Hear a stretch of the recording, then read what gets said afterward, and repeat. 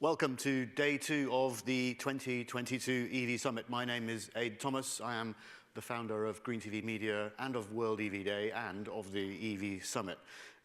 Breaking tradition, rather than waiting to the end of the day to thank your team, I'll do that at the beginning of the day. So a big thanks to the GreenTV Media production team who have done an absolutely superb job in pulling off what is a completely, perfectly flawless event. So very, very many thanks indeed to the GreenTV Media team.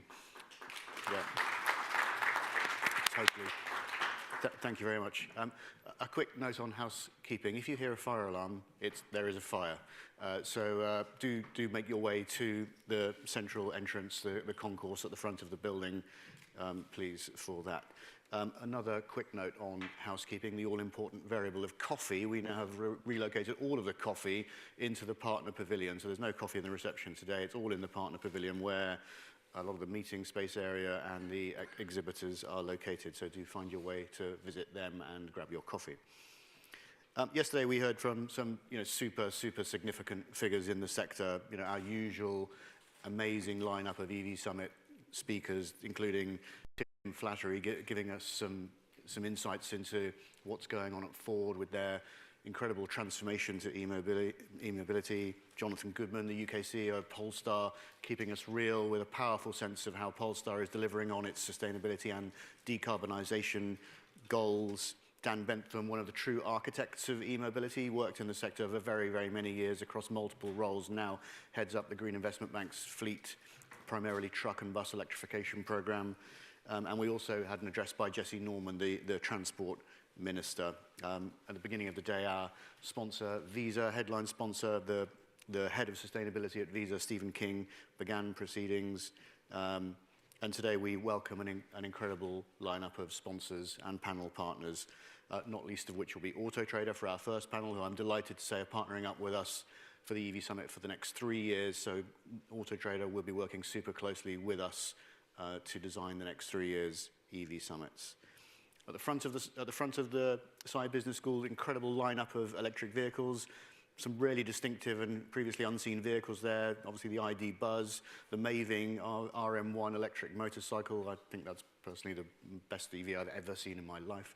And the Smart One vehicle. I think that's the first time it's ever been shown in the UK. So do take a look at those vehicles at the front of the building. So today we welcome an incredible panel of keynotes. Fiona Howarth will be joining us later from Octopus EV. David Brown, the CEO of UK Smart Europe, will be joining us, and the closing keynote will be Ian Plummer, who will also join us shortly on the opening panel. We finish today with networking drinks sponsored by Electrics. So at 4:30 you'll all have the opportunity to enjoy a drink or two and some canapes with Electrics. But now we start today's proceedings, and I'm delighted to say I hand over to the UK's leading e-mobility communicator, Roger Atkins. Roger, please do come to the stage. Thank you very much. Hey, thank you. Thanks very much. How is everybody? I mean, what are we facing at the moment? It's like the banquet of consequences, isn't it? I think that's one of the phrases I've heard. But one of the things sat there yesterday, I kept glimpsing in the corner of my eye a person up here, and I thought, who's that? So this is Nelson Mandela, if you hadn't come up and had a look, and famously incarcerated because he had a principled opinion of things and ultimately was proven right. And his book, The Long Walk to Freedom, I think is a kind of echo of the ambition of probably everybody in this room towards having that cleaner, greener, better world that we know is possible, but at the moment is seemingly impossible given some of the epic challenges that we've got. But nonetheless, it's right to have ambition, so that's what we've got. Now, I have a new best friend, so thank you very much for the intro, and again, thank you for all that you've put together, Aids, in this. What is the 5th, isn't it? The 5th. My word, yeah. I thought you were waving at me then. It was, 5. Okay, good. The 5th, EV Summit, where we bring together people who've got knowledge, experience, opinion. They can help give you either affirmation or give you some new thinking, etc. And if you're watching online, by the way, well, I'd like to wave at you. That's because I'm slightly on the spectrum and just do things like that. And I'd also like to introduce now my very favourite best friend, my new best friend, really because Councillor Pete Sudbury is the best colour of politician that there ever is now. Some would argue ever was. He's a Green politician. He's from the Green Party. So we can all heave, a nice sigh of relief when he comes to the stage. We know we're going to hear some nice things. So, Councillor Pete Sudbury, would you like to join me on stage? And a big round of applause, please.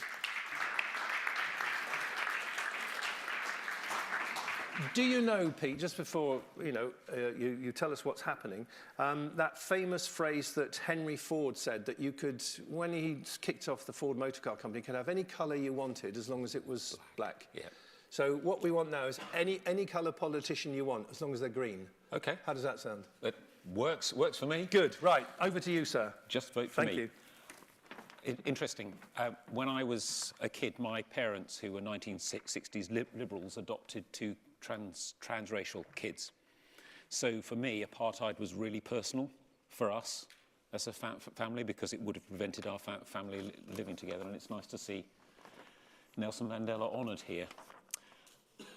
My name's Pete Sudbury, as it says up there, and I spent most of my adult life working in the NHS as a psychiatrist and medical director. Then, rather by accident, I got elected for the Green Party as a county councillor for Wallingford Division at a by-election in late 2019. After the May 2021 elections, a Green, Lib Dem and Labour alliance took over the county, and I became Oxfordshire's first ever Green cabinet member with a climate change and environment portfolio. But I also work in a triumvirate with Lib Dem and Labour colleagues on transport, which is the county's biggest single source of emissions. So that's how I come to be here, to share a few thoughts. First and foremost, we all know that there is a climate emergency. We all know it's late in the day, and we've got a daunting task to preserve the only known habitable biosphere in the universe. We know that the electrification of transport as rapidly as possible, coupled with the decarbonisation of electricity, is critical in that fight. However, we do also know that a global population of 8 or 10 billion in two-car EV families is no more sustainable than the current system, does nothing to address congestion, and doesn't solve particulate pollution. So our local transport and connectivity plan is framed around the avoid, shift, improve mantra, with top billing to reducing the need to travel and incentivising the shift to public and active transport. However, Oxfordshire is the most rural county in the southeast, and avoid and especially shift are harder in rural and semi-rural areas where population densities are lower, distances are greater, and start and finish points much more diverse. In fact, 90% of Oxfordshire's transport emissions come from outside the city. So halving the county's emissions by 2030 in line with UN 1.5 degree targets means that the electrification of road transport, that's the improved bit, needs to be as rapid as possible. And we're getting there, because Oxfordshire is the national leader in EV adoption. 40% of new car sales here are EVs. To move past that, we need to anticipate and take out the roadblocks to universal EV usage, chief among which is the "where can I charge my car?" conundrum for the majority of people who don't have a driveway.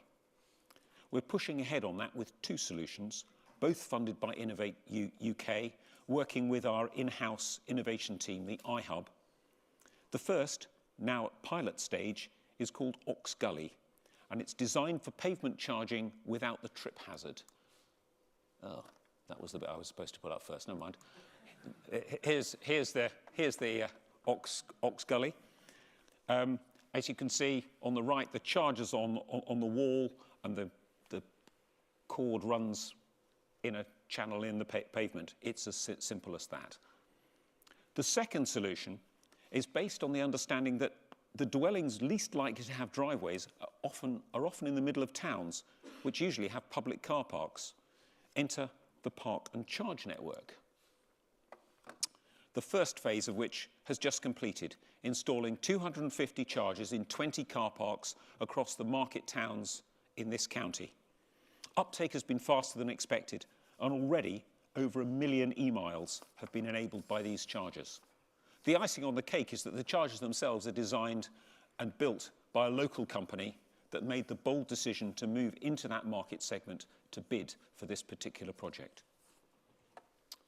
Just for fun, here's a couple of snapshots from the launch of the final Park and Charge hub, where everyone turned up with their wonderful variety of EVs, and I'm sure that the organisers can produce a small prize for anyone who can identify all of them. Just to finish off, that's me, my email and phone number. If you want to get in contact with me, phone is more reliable because my inbox is an absolute horror show. So call me, but not today, because I've got to go off to a council meeting that goes on all day, though it often seems so much longer. So thank you for listening, and thank you for everything you're doing to accelerate the EV revolution. I'm not saying that the future of civilization and a habitable biosphere depends on what happens here, but it might. So thank you for all you're doing. Thank you. Thank you very much. Thank you very much. No problem. Well, I don't know about you, but you know, from a politician, there's a breath of fresh air, and I think, apart from the principles and the background that Pete shared with us there, that he personally has, I think an illustration that to not be a career politician, to have had a life before you're entering public service, actually, you know, triggers a whole different way of looking at things. So, yeah, wonderful. By the way, does anyone else think this looks like a DJ set? I should be doing that and stuff like that, some headphones on. Do you think I could get a job as a DJ aide? He says not. Yeah, fair enough, I understand that. So, our first panel of the day, and again, thank you so much for making the effort to be here today. I know that a lot of you might well have been intending to come on the train. Obviously you didn't, but however you got here and however that endeavour was, thank you for doing that. And for all the people that were staying at home, you know, where are you? Am I allowed to say that, Aid? Yeah, well, I just did, didn't I? So that's fine. So the panel, who have we got? Well, this panel is sponsored by Auto Trader, and it's the 6th panel that we've had. We had 5 yesterday, so look, I can even count. And we're going to have a little presentation, just a few minutes, from one of our panel members first, Ian Plummer. So Ian's commercial director at Auto Trader. I've known Ian for a while because he's one of those people, just like myself, that likes to ask awkward questions during events, etc. So he's maybe going to get his own back on me in a moment of that. And then also we have Catherine Bowen, who is Senior Policy Manager at the BVRLA, and Andrew Pilkington, who is MD at Genesis UK. And if you're not familiar with Genesis, you're about to be. So can I invite them all onto the stage, please? And a big round of applause. Thank you. Do you want to sit on the end there, Ian?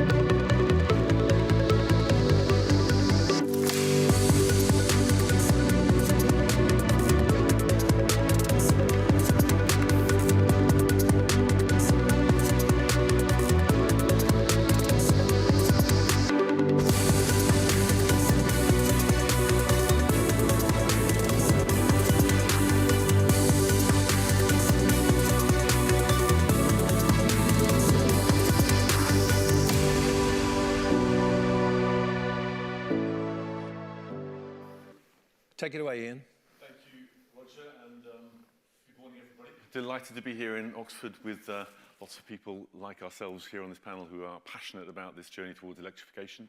Great to hear Pete's comments earlier on, reminding us why Oxfordshire and Oxford is a great place to be to talk about exactly that. I can't promise you any spinning of vinyl on this particular session, but I'll do my best to just kick things off and talk a little bit about that point, which is all about how we make buying an electric car, actually choosing one to begin with, let alone living with it and charging it and so on, easier.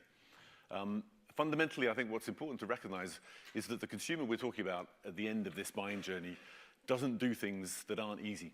I think as a sort of human nature analysis would no doubt yield for any area of any of our lives, we do things that are either compelling for one reason or another, often because they're easy to do. So we need to make buying an electric car a lot easier. Now, we think at Auto Trader, we have a lot of insight about what consumers really do think about cars. We have about 10.5 million people coming onto our platform every single month. That's far more than people actually buying a car, a new and used car, every year. So we do get a lot of understanding about where they're leaving their digital footprint and what that implies about their appetite for electric, excuse me, amongst other things. So With that in mind, we look at trying to understand what the drivers are and potentially equally what the barriers are to their pickup of electric vehicles. And fundamentally, what we need to understand is that, we'll click on, yep, that buying cars is unfortunately quite hard. It's fundamentally harder than people assume. When they start out buying a car, people would conceive that they've got probably 5 jobs to do to buy a car. Now, digital folk like to talk about jobs to be done, and we analyze all these car buying journeys in jobs to be done. You know, each question you ask yourself about the color, the make, etc., they're jobs. There's 25, though, in reality. So we start out thinking there's 5. The reality, when you ask people to actually map out exactly everything they've done over what typically lasts 2 months on our platform from beginning to end, people spending an awful lot of time snacking on car buying, 25 jobs. So it's complicated. But actually, when you get to adding in the EV complexity, you've got at least a further 10 jobs. You ask yourself, what's the range? What's the charging like? What's the speed of charging like? What's the cable I need? What's the charger I need? What's the app I need? The whole host of other factors to bear in mind. So we're adding in complexity to a journey that, as I said, we need to make easier and starts out being pretty damn complicated. Fundamentally, there are 2 blockers that are really holding back electric vehicles that I'm just going to touch on with 2 quick comments here. The first is pretty obviously that they're more expensive than their ICE, petrol or diesel equivalents, around a third more expensive.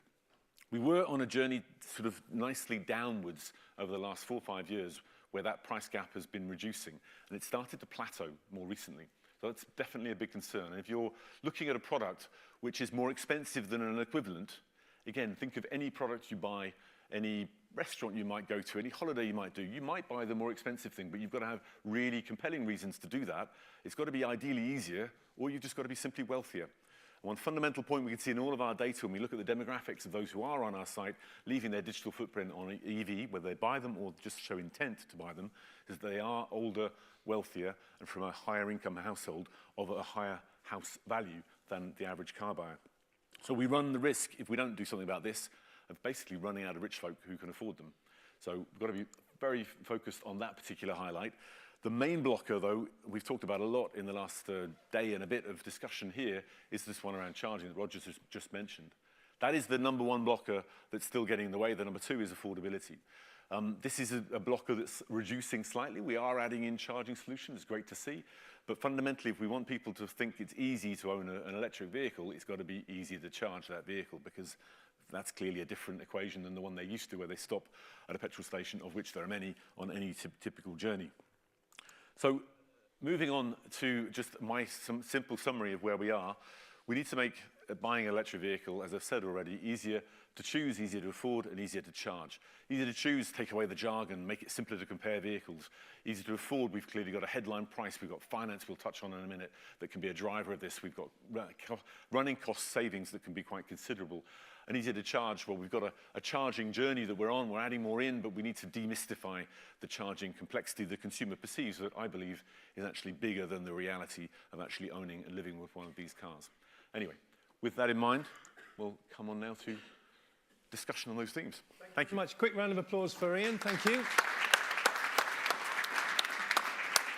And of course, we'll come on to it in a minute, but you know, yeah, we talk about new cars, we talk about the price of new cars, we talk about affordability, but of course, the used market is what, 6-7 times the size of the new market? Is that about the ratio? It's this year it'll be about 7 million cars, and new will be about 1.6, so yeah, around that. Yeah. Right, okay then. So, you know, of the EVs that have been sold in the past now coming through as used vehicles, there is a more affordability proposition there by the simple sheer economics, you know, used versus new. Although that's gone a bit weird the last, you know, year or two, I suppose.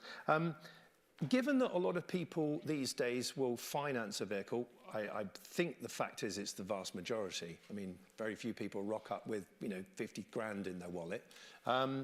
Catherine, can I ask you a question about kind of mobilising the finance and leasing sector into the electric vehicle world, given that we've got this weird thing that people aren't very familiar with called a battery in an electric vehicle, and it's only latterly that you've got companies, I heard of one recently, that can plug into a battery and give you a good state of health, you know, state of charge, kind of a little bit like you would in the feel of a gearbox or an engine in a traditional vehicle. So a little bit more of a perspective on things. How are we going to see a liberation of the finance and leasing market better than maybe we have already. Any thoughts on that, please? Yeah, so I mean, our members, so British Vehicle Rental Leasing Association, they have a combined fleet of 4 million vehicles. They purchase 50% of all vehicles that are registered in the UK per annum. So yes, they are obviously buying quite a lot of EVs. I think we've seen quite a lot of innovation in terms of some of the products and services that are available. So things like salary sacrifice schemes, subscriptions. So I get my EV via a subscription where I pay a monthly fee. I get the vehicle. It includes all of the charging, the insurance and things like that. So that is making things a lot more affordable. With salary sacrifice, 60% of those who have opted for salary sacrifice schemes are 60% are 20% taxpayers. So again, that's really helping with that whole equitable transition. Yeah. I think there are some challenges. Obviously, there are some costs that are beyond our members' control, whether that's the price of the vehicle itself, the cost of finance. You know, we are going to be facing some inflationary pressures, but they're certainly well primed to help people on that shift to electric. I think the one area of concern, and we'll probably touch on this, is the used market. So our members need to uphold that residual value and make sure that there is a healthy used market, because that's part of the whole calculation when they're looking at the sort of upfront cost. And we need to make sure that there is a healthy market there and consumer demand for the used BEVs. Right. And then there's, in that list of advantages, I think there's another one. I hope I'm not wrong in this. As a company, if you buy an EV, you get 100% write-down in the first year on the value of that vehicle, offsetting it against your profit. Is that correct? Yeah, and I think we'll see more of the green finance initiative starting to come through as well, especially aligned with ESG reporting as that starts to feed in. Yeah, I was just checking that out because my company's buying an EV, so I was hoping that the answer was going to be a good one there. Incidentally, we will have time, looking at the timer, we will leave 10 minutes or so for questions at the end. So if you have anything and you're thinking about it, please be ready with it. Equally to anyone online, we would like to, I can see your question coming in on here. That's the plan anyway, and we'll try and do that. So let's just think about where we are now with all these different changes, the shift to digital, the challenge of, are you buying direct or are you buying from a dealer? Andrew, how can we make it a bit simpler for people to engage with the brand, buy and own and use a vehicle better? I mean, Genesis is a new company, so you've kind of got a clean sheet, haven't you? Absolutely. What are you going to do that's better and different? Thank you. The first thing, you're right, we are a new company, a global company, part of Hyundai Group, with the latest technology. And for us, we've just launched 3 electric vehicles this year. We're on that journey for electrification. All new models from 2025 will be electric. But coming back to your point around the customer, we have a very different model. It is direct to consumer. It's only on our platform. So that's where you go first and foremost and inquire about us. And through that process, you can have a test drive. And our test drive process is that we come to you. And that's really important for us because actually it's about putting the customer in charge of that buying journey. Yeah. The reason for doing that is because we know that actually going to a dealership is very intimidating, whether it's male or female.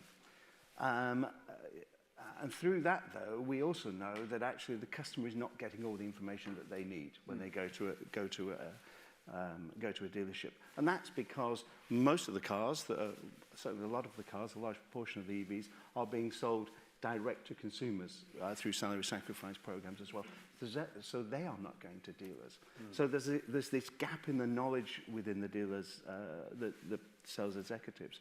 So for us, by actually having studios where we don't employ salespeople, we employ personal assistants who are there to help customers on their buying journey, be informed, give guidance, but are not remunerated for selling.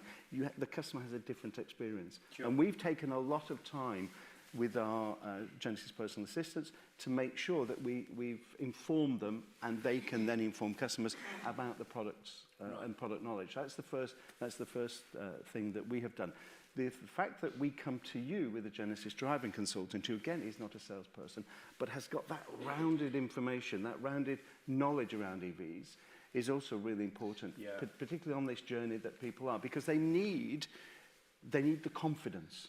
And by us taking our electric vehicles to the homes of customers, it allows them to experience it in their own environment, in their own neighborhood, but also ask a person who is relatively independent, because he's not being remunerated for selling, about how you live, how you own, how you drive, and how you experience it. And picking up what Ian has said earlier, one of the concerns about charging, we try to demystify that. But there's no doubt, picking up Ian's point as well, we need to demystify the jargon. We need to make it much simpler. This is really important, because I think the early adopters, they kind of often know a lot of this stuff anyway. They've done their research, they either know the product or the challenge of the infrastructure or otherwise, etc. So I think doing what you're doing now and planning to do that, over the next few years is important, because the next phase of people maybe don't know so much. And by the way, can I make an apology? I went to Fully Charged earlier in the summer, and if I'm really honest with you, one of the big reasons I was going there was because Genesis were there, I was told, but I thought it was the group, if I'm honest with you. But anyway. You got a nice surprise then. Yeah, no, it was nice to see the car. Sorry, I didn't mean that in the wrong way. Yeah, I'm still pleased you were there, but where's Phil Collins? There's nowhere to be seen. We're looking for him. Ian, why aren't we overcoming some of the objections? Why are we still talking about some of these things? Here we are, the 5th EV Summit. Some of the things we're talking about, we were talking at the first EV Summit. Now, Auto Trader do all this forensic analysis. You've got your finger on your pulse. You know what's sort of going on. You mentioned it's now a third of, the differential is like a third. It used to be double, so batteries have come down in price, so that's a good thing. That has moved forward. But what is it that's going to, do you think, have any kind of real impact now on getting a real pickup on sales, notwithstanding the challenge of supply chain? But is it something like we heard yesterday, bidirectional charging, meaning that you can dramatically start reducing? What things are coming in is what I'm basically trying to ask. I think bidirectional charging is massively interesting for a lot of people, but it's probably in the early adopter camp of what most people are thinking about. In other words, it's not in the mindset of most car buyers. It's in the future thinking of more sort of aware folks out there that are thinking about those sort of things. So fundamentally, if you think about the two blockers I talked about of charging and affordability as the two main barriers, we just pick on those two for a second. On charging, I think we've got a challenge as individuals. We look at streets near us, and I live in the middle of London, and I don't have off-street parking, so I want to see chargers around my neighbourhood, and I want to see cars in them sometimes, because I think, well, it's great, there's lots of people near me that have got electric, but I want to see that there's quite often an available charger. And when I come to a place like here, I was amazed when I came to Westgate Shopping Centre a few months ago. I saw a huge row of charging stations, massive investment. It's one of the great things that this area clearly has done. So you look at that and you think, crikey, I could come to the shopping centre and I could charge. Or in my local neighbourhood, I can see there's a charging station. So you need a supply-driven equation that encourages an intender, because we can see more intent on our site. People looking at electric vehicles are greater in number as a share of all of our audience than there are a share of EV buyers. So there's a difficulty in sort of translating the intent into actual purchase. Encouraging people by showing them that there are available charging solutions near them, on their journey, at their destination is fundamental. To enable that, if you take the other side of the equation, there's an investor behind all those charging stations. So Westgate Shopping Centre around here obviously decided that it was a good idea, it was a good business case. They recognised probably good demographics that meant they were going to get good utilisation. So we've got a lot of data about that intent that I just described. We can share that with CPOs, DNOs, local authorities, and are talking with those in government to do just that, so that you can put your next charging stations in the locations where you're going to have the biggest impact. Therefore, best to encourage a translation of that intent into transaction, purchase of an EV, and best for the utilisation rate of that investor. And then you go to the next one and the next one. So using data to fuel this charging solution would be key, but equally demystifying charging, as we touched on, we may come back to that, it's a bigger debate.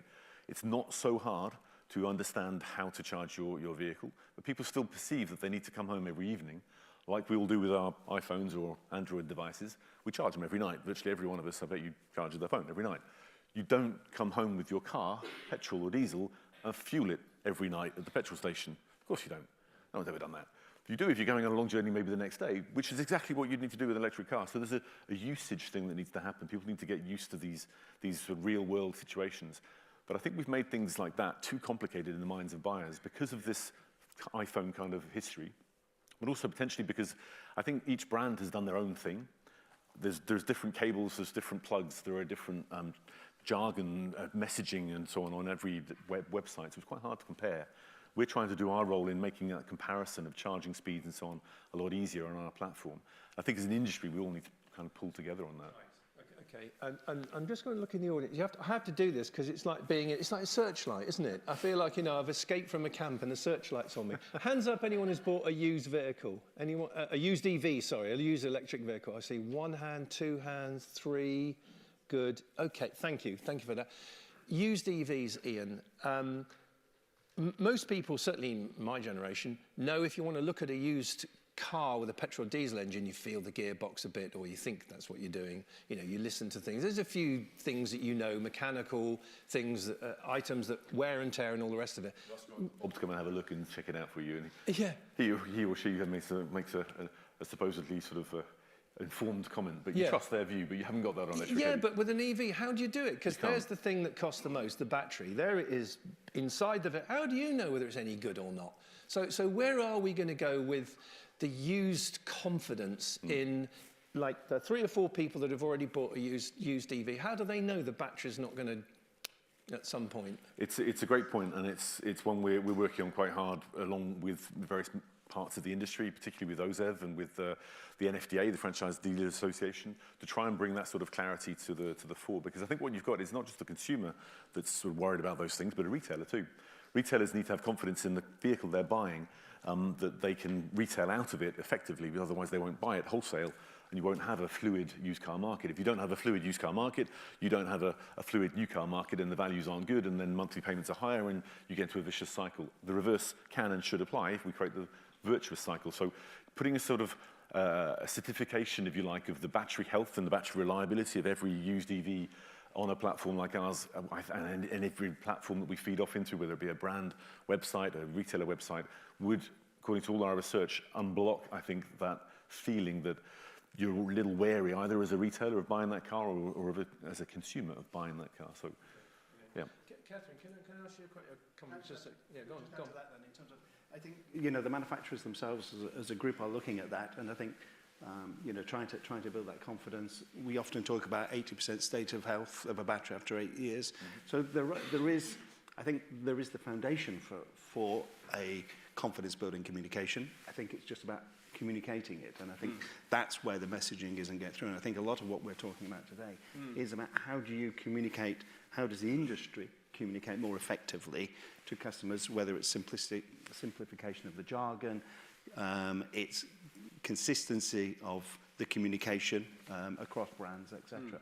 But it can be quite tricky, and I think the newer players are much more open, I think, to some of these things than the more established players, who tend to typically think, I used to be brand side in a couple of big brand groups and so on, tend to think they know best. I worked at Renault Nissan, for example, when they launched the Leaf and when they launched the Zoes and so on, and they had a different approach. The technology was different.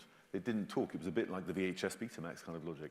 So long as we don't all come together as an industry, and the theme of collaboration, I think, has been key in the last day and more of discussion, I think we're going to continue making things too complicated for a consumer to see through all of this. But I think people can be surprised by, you know, the performance of things in terms of what is commonly spoken of, how long things are going to last. I mean, for example, I'm on 80% state of health, and I'm 63 years old. So, I mean, you know, okay, took a tumble. You get a bit more fragile, you get older, but that's fine. Catherine, I wanted to ask you about how the heck the whole industry tries to grapple with this new thing, the electric vehicle, relatively new thing. When, if you look at writing, for example, in commercial vehicles, repair and maintenance contracts, you've got a whole bunch of history to look at around how long something lasts, what it costs to replace, all that sort of thing. So you can, you know, you've got all of that data, all of that history to understand how to write good finance agreements, etc. How the heck do you do it on this moving feast called the electric vehicle? How are you tackling that? I'm really intrigued. Yeah, it's a difficult question because, as I said, you know, our members are innovating. They're looking at new products that they can bring, and we've seen such amazing growth with salary sacrifice. But on the education side, I read something the other day to say a lot of HR professionals don't fully understand salary sacrifice. They're not embracing it. So, again, it's back to that whole collaboration. I think, you know, there's a duty on us all to educate the consumer. It's not just down to the finance providers. They're doing their bit. and they're trying to bring people along on the journey. I think there's also, we need to make sure that we're doing it for the right use cases. We have started to hear a couple of stories where people have started to take EVs and it's just not worked out for them. And the danger with that is it'll take them a long time to go back, particularly on the commercial vehicle side, and try and sort of make that equate. So I think there's a duty on us all to make sure that we're making sure that the right people are making the leap at the right time and not doing too much too soon in some cases. Yes, but I think particularly in the commercial sector, you know, tyres, brakes, or those items that are the same in effect, well, similar, EV to ICE is there. But yeah, it is a challenging landscape. I'm watching the timer, so I'm definitely wanting some questions from the audience if anyone would like to stick their hand up and ask one. I'm sure there will be one. Let's have a look. Oh, yeah, gentleman round here at the front, please. Yeah. Yeah, thank you very much. And yeah, just want to pick up on that last point. How do we support perhaps a growing segment of EV drivers who might not be so tech savvy? So I found with going on the journey with my parents getting their first electric car this year, I thought it'd be a dream, because that's what I've always been told, right? You spend it, first few weeks, get used to it, and then you love it. They've actually struggled because they're not very good at using a smartphone. And the dealership told them, just log in and they'll tell you the rest. They were never given a manual in the glove box. Yeah. So how can we perhaps provide aftercare for that particular segment who's not used to any form of new tech, let alone an EV? Can I just say, I think it's a very good question, because if you look at the demographics across the Western world, there's an aging population. If we're going to have people buying and driving EVs, I'm hopeful that the driverless ones will come by the time I'm knackered. It's a very good question. You got any thoughts on that, Andrew? Yeah, I think it comes a little bit, all of this comes back to what we said, which is about simplifying it, making it simple. I think it comes back to customer service. I think it's about how people in dealerships are remunerated to look after customers. We see, we've started delivering our cars, our electric vehicles. We had an incident yesterday, if I don't mind sharing, where a customer took delivery Thursday last week, and there's only a certain amount of information anybody can take in at any one time. Contacted us at the weekend, was a little bit questioning about certain things, and we sent an engineer out, we have field engineers, so we have one in Scotland, and he was out there with the customer yesterday morning, and again, part of, I don't want to say re-education, sounds awful, doesn't it? Yeah. Re-educating, no, continuing that education, 1-minute videos, on websites that people can go to, download, that just shows you how to do it. So I think we have to start looking at it from a customer perspective, not from a sort of a manufacturer's perspective. I tell you what, I mean, I don't want to sound old-fashioned or whatever it sounds like, but a key differentiator for a brand these days would be any sort of customer service. I was going to write an article on LinkedIn the other day called... yeah, I know. No, I'm sorry, but I was going to write something on LinkedIn called, "Oh dear, what can the matter be? Customer service has gone down the lavatory." Because, honestly, it's astonishing how sometimes, and I'm not going to name a name because it would probably be unfair, but it's like you do all of the questioning, you do all of the ringing up. It's like nobody ever rings up and lets you know what's going on. It's just nuts. Anyway, other question from the audience. Yes, lady at the back there, please, I think. Just right near the back. We've got time probably for another couple of questions, so if you've got one, don't be shy. Really quickly, if I can, to that point. I think what we need is people to stop doing a land grab. Whether you're a brand or an energy provider or whatever, it seems that everybody's trying to get their stake in the ground, their system, and impose that on everybody else. And so long as it works like that, it won't work. You need it to be like a... anybody needs to be able to turn up at any charger. I was standing at one on Sunday trying to charge a car, and it's a different one I'd never used before, downloading the app and so on. You just need to turn up and tap and pay, don't you? With a credit card, with your phone, whichever system it might be. Fire away, please. Hi, this is Petra Jurisits from EY, Ernst & Young. My question is around battery swapping and whether you see opportunities for that in the UK market in order to help EV adoption, and if so, what are the barriers and the opportunities? Great question, great question. I know that there are the folks from NEO who are not far off entering the UK market with a very impressive looking concept and car. And I think that's got a lot of mileage in it, if you forgive the pun, not intended. But I think it does depend on the density of coverage you can provide for that vehicle in a given area. You're not going to travel, for example, across London just to change your battery and then travel back again and realise you've changed. It's hard, but if you can create the density, it's great. But ultimately, what I think you need is a battery solution that works for multiple brands, and then you're going to create that density, aren't you, in the same way we just talked about. I'm going to try and be quick going through these questions. So, Catherine, a split asset, how does that work with finance? You know, they own the battery, you lease the car. Does that work? It might do.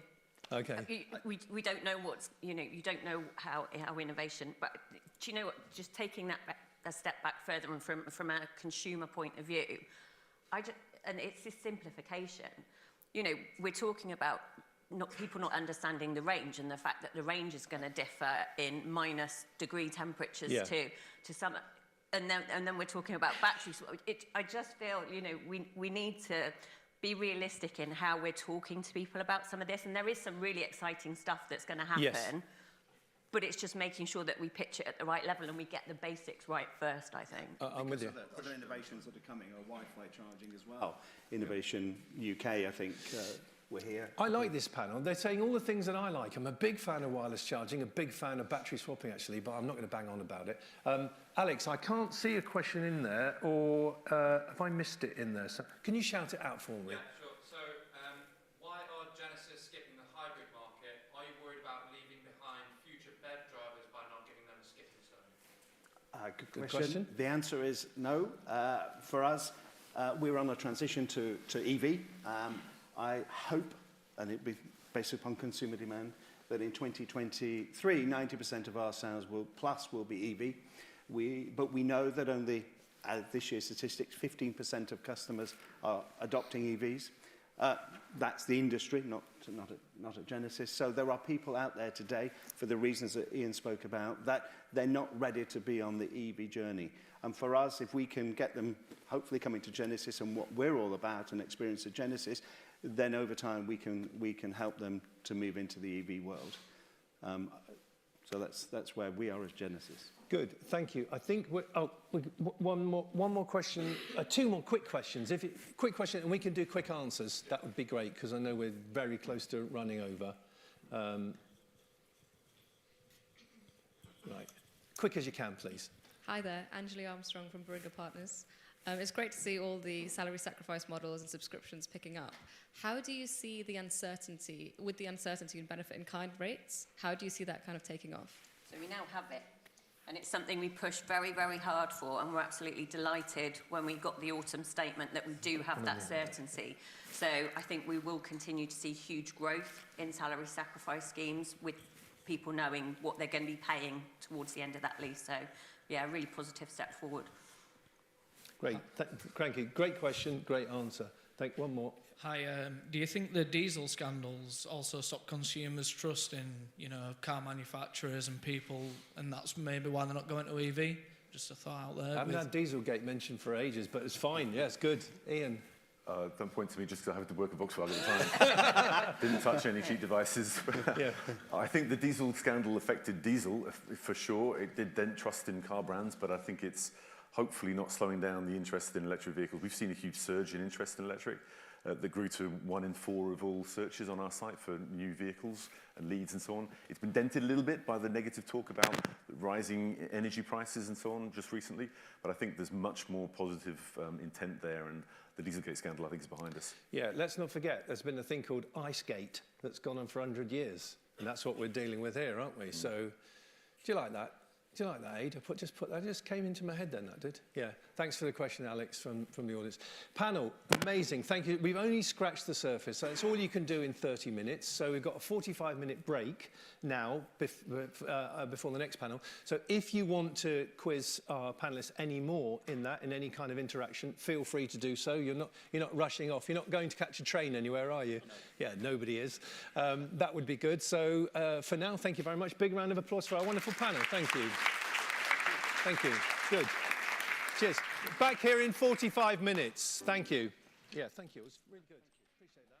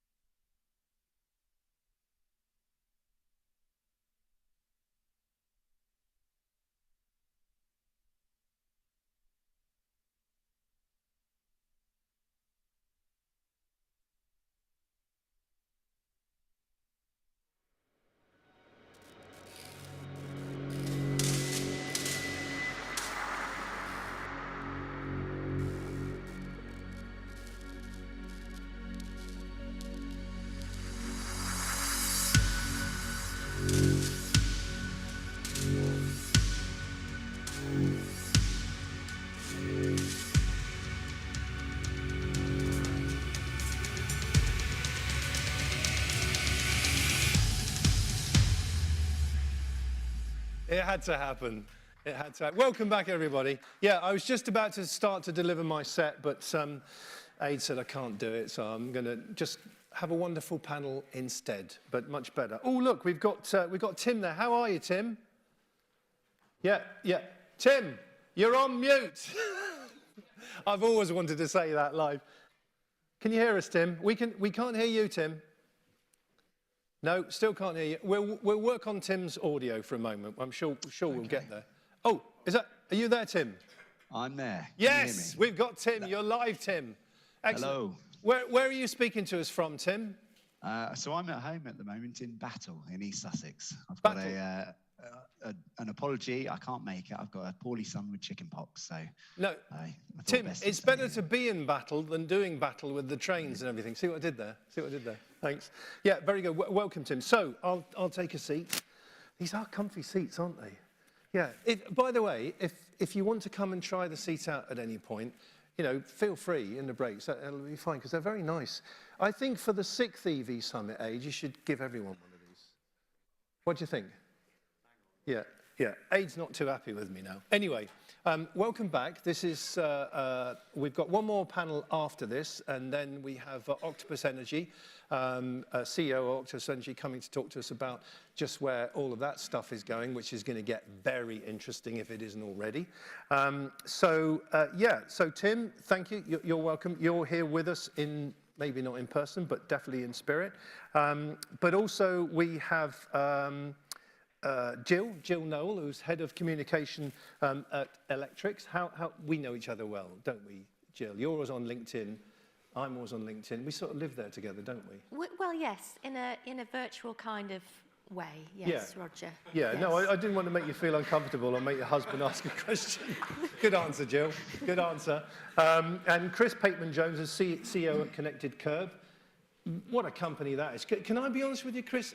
Going back a while, I wasn't really convinced.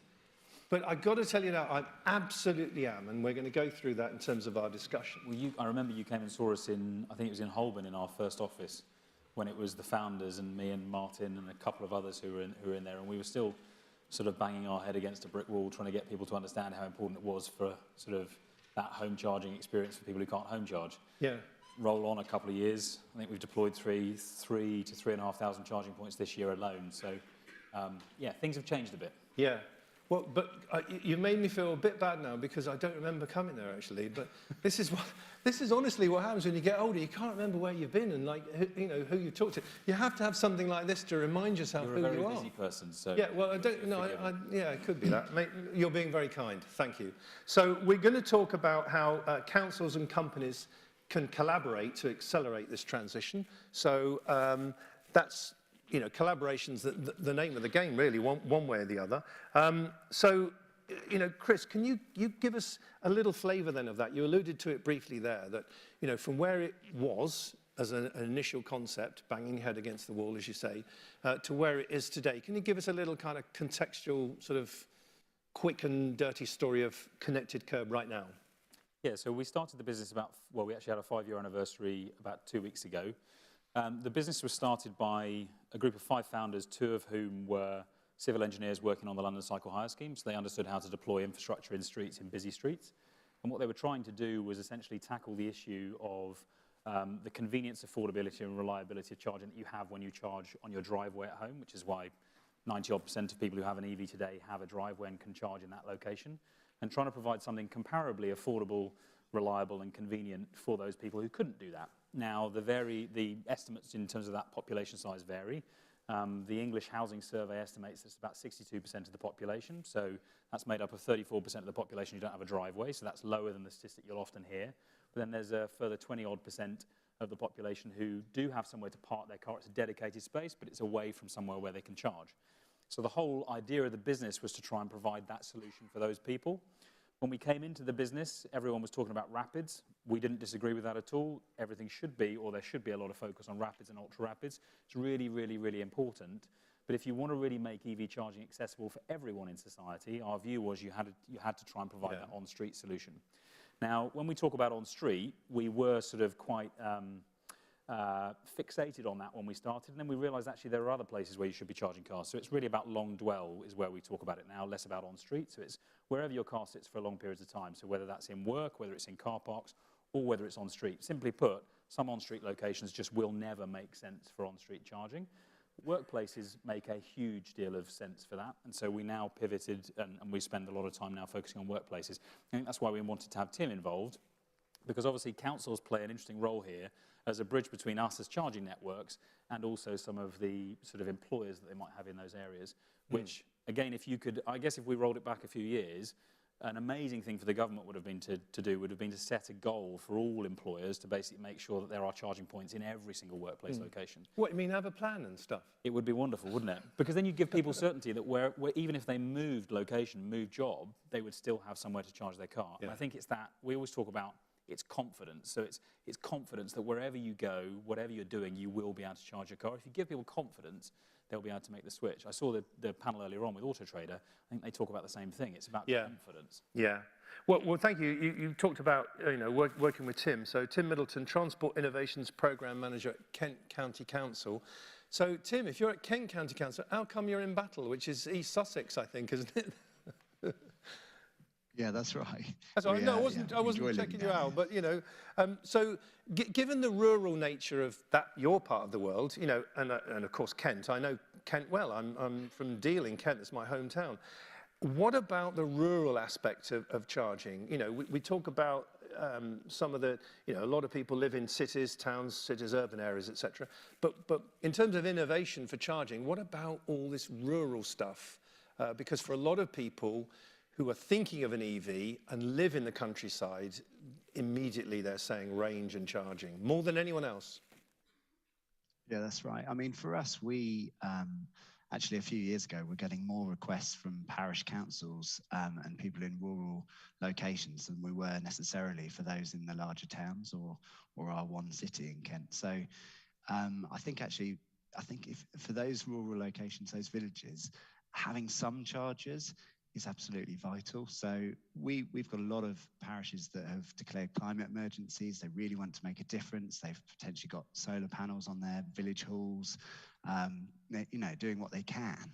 But actually for charging, it was kind of almost a step too far, and they were starting to look for us. So we've got a parish charger network, which coincidentally, ConnectedCurb actually installed for us, although Kent runs that. So we essentially put the kit in for parishes in their village halls, and we run it really to try and be that bridge between the private sector and that need, because frankly, we've got some difficult locations that with potentially high connection charges, possibly not loads of customers in those locations. So it can be quite difficult for the private sector to get in. So we do run that project, which I know we've talked about quite a bit, and other local authorities are certainly looking towards that one as well. And I think for those communities, actually, it's really quite an important thing. Good, thank you. Thank you for that. And by the way, your headset and everything, you'd be great here on stage because we've got like a DJ set here. I don't know if you can see it, but it would look very apt.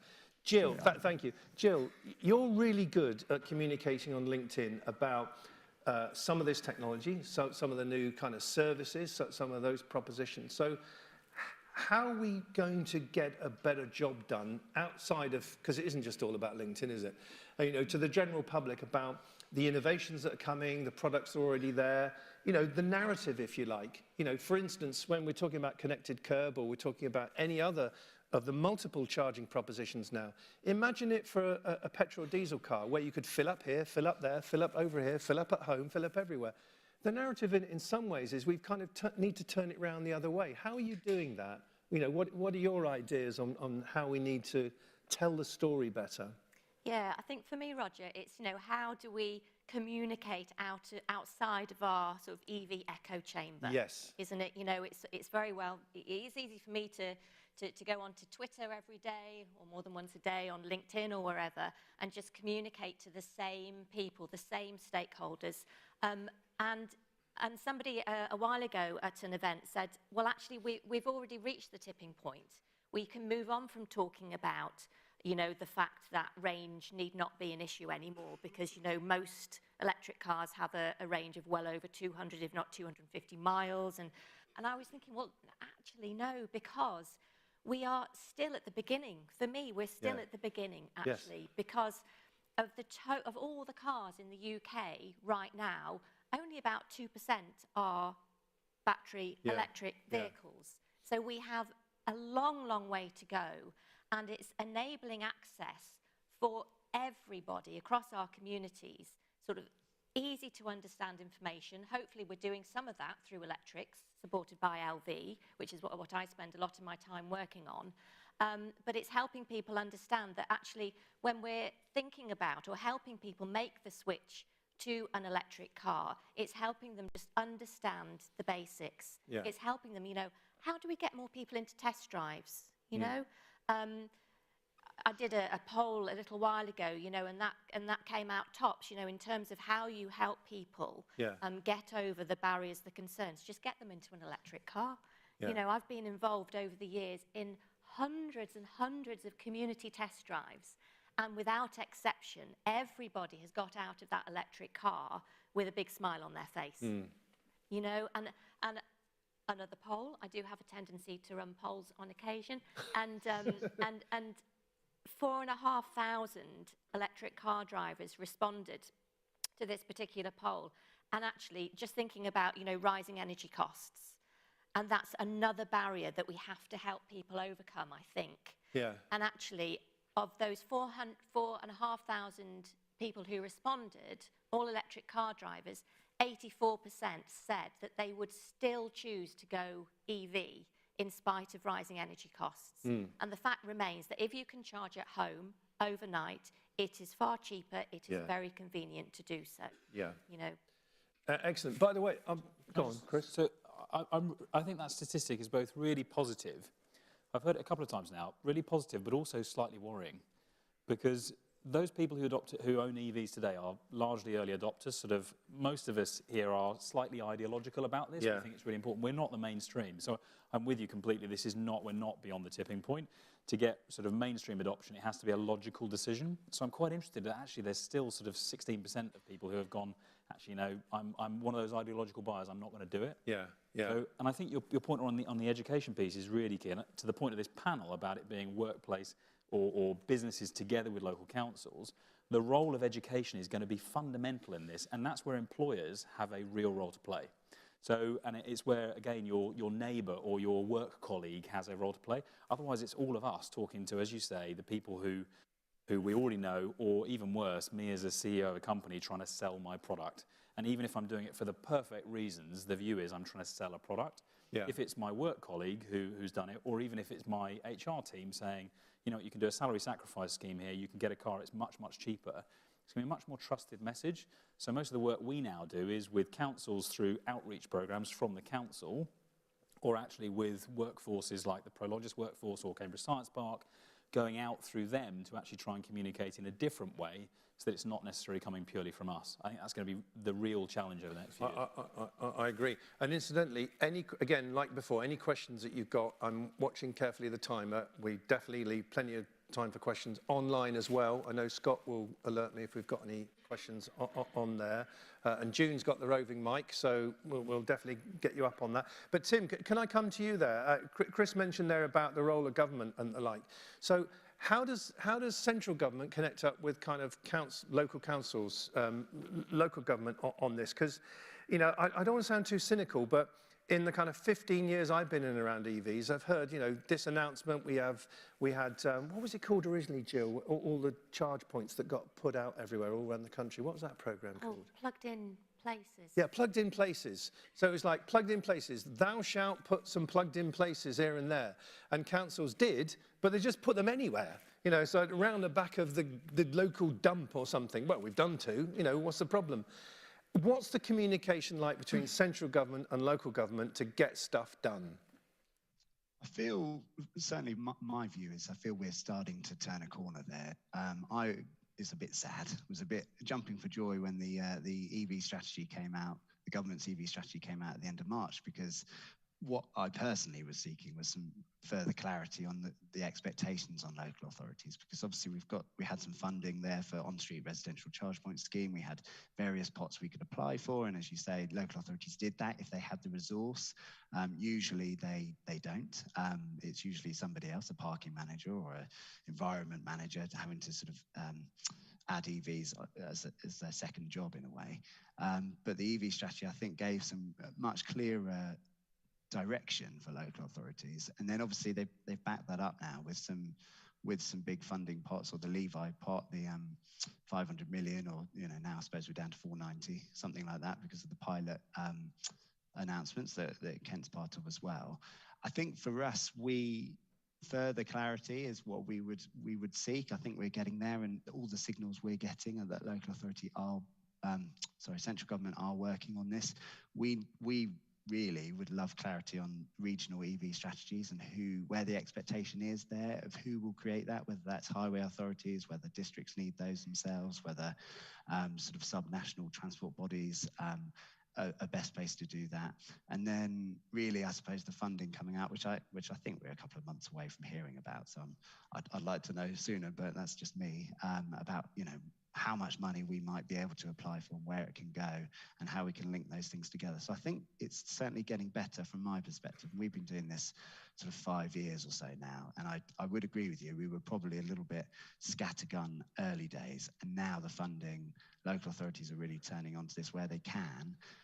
Revenue resources being announced, which would be fantastic, to actually give staff to work full time on these projects, which I think for lots of local authorities is just critical. So I'm hopeful that this time next year we'll be able to answer this with some real positivity on it. Okay, thank you. A quick supplementary question to that then. Given the government's edict of we can't make internal combustion engine cars and ultimately 2035, are we doing enough then to get to that point, because it's all well and good making these big declarations, but unless you've got a plan to deliver on it, it's just, it's just a vision and not much else. Are you confident now that things are accelerating, that there is sort of exponential stuff coming? I am, certainly from my position, I can't talk for all other local authorities. I think out of the strategy at the end of March, clearly the statement was that local authorities are going to have a big role to play in electric vehicle charging infrastructure, and that is going to include a lot of on-street charging. Now, as Chris says, workplace charging made up a massive part of that. On-street is probably our big sort of elephant in the room there. There are challenges for local authorities to be involved in that on a widespread scale, and the scale that was needed and is needed or forecasted to be needed that the government have announced. I mean, 300,000 plus could be something like 700,000 public chargers. That is a huge number. And if you break it down, certainly we look at Kent, that's a lot of work. And I think the work for us is more the all those sites and site visits we do and all that resource we put forward to come up with a location that might just about be viable, that the locals can accept because it might displace some parking, that we can make safe and we won't get in the way of a cycle route or a bus route or something else. And then we find out the connection to the grid is so expensive, we can't do it. Yeah. Those are the resource challenges we have. Yeah. So I am getting more optimistic, but I think we probably need some to kick on again, I would suggest. And I think we've got roles in that. Thank you. Jill, is there an elephant in the room or is there a herd of elephants in the room? I mean, given what you've said about it's only a small percentage of the vehicle park at the moment has gone electric, and yes, the education piece is here. How is the momentum going with all this when at the moment we've had a spike in energy prices, you get some of the popular, I say popular, probably in this room, unpopular press, presenting stories that says, oh, EVs are finished, look how expensive it is. It's more expensive than that and the other. How is it all coming together? Is there a herd of elephants in the room? So I'd take us back to the autumn statement, actually, and whereas we heard that, vehicle excise duty will be introduced for electric cars from 2025, which is disappointing yet not unexpected. there's still, you know, I think the big challenge with that is the expensive vehicle supplement. If that's the right, you know, cars over £40,000 will have to pay even more. However, I had a check this morning, and there's about 53 models already on the market in the UK, electric vehicle models, that are under that 40k mark. Now, I think that, but the really good news from that autumn statement was that the sustained low rates of benefit in kind. So that is really, really good news, because, you know, we've heard from Auto Trader already, haven't we, that, that actually probably most of the cars, the electric cars on the roads today, are there by virtue of salary sacrifice schemes, you know, company cars, fleets, and so on. And so I think that's a real positive. But we also have, of course, the advent of the zero emission vehicle mandate in 2024, and that should really serve to boost supply. So we should, as a result of that, have more choice, but we should also, in theory, we hope, start to see true price parity with petrol and diesel equivalents. And all those cars, all the electric cars that are on the roads today, by virtue of salary sacrifice, companies' car schemes, will be starting to, and will start to trickle down onto the second-hand market. Got it. You know, and we absolutely 100% need to see a more buoyant second-hand market, because that's really the point at which we will start to see electric cars become more affordable for more people. Got it. I love having a panel. Do you know, it's like people who know what they're talking about. It's great. I can just sort of pretend, because I'm next to them, that I knew that too, but thanks for all of that. Now, on that point, and some of what, you know, what we're talking about here in terms of the challenges, the pricing, etc., how do people put together a charging proposition that can make money? You know, the equipment, the investment, the grid connection, all this. How does that all sort of shake down then into a point where you've got a viable business venture? Sure. Just before though, can I just say, for me, the elephant in the room is the charging infrastructure. So you asked the question of Tim, in terms of the numbers of charging points that are going out. If you want to hit the 2030 target of 300,000, you need to be delivering just under 200 charging points per day, every single day to 2030. The UK hit a high watermark this year of about 85 charging points a day. And my team had a really big day that day, and that was why the UK hit a big number.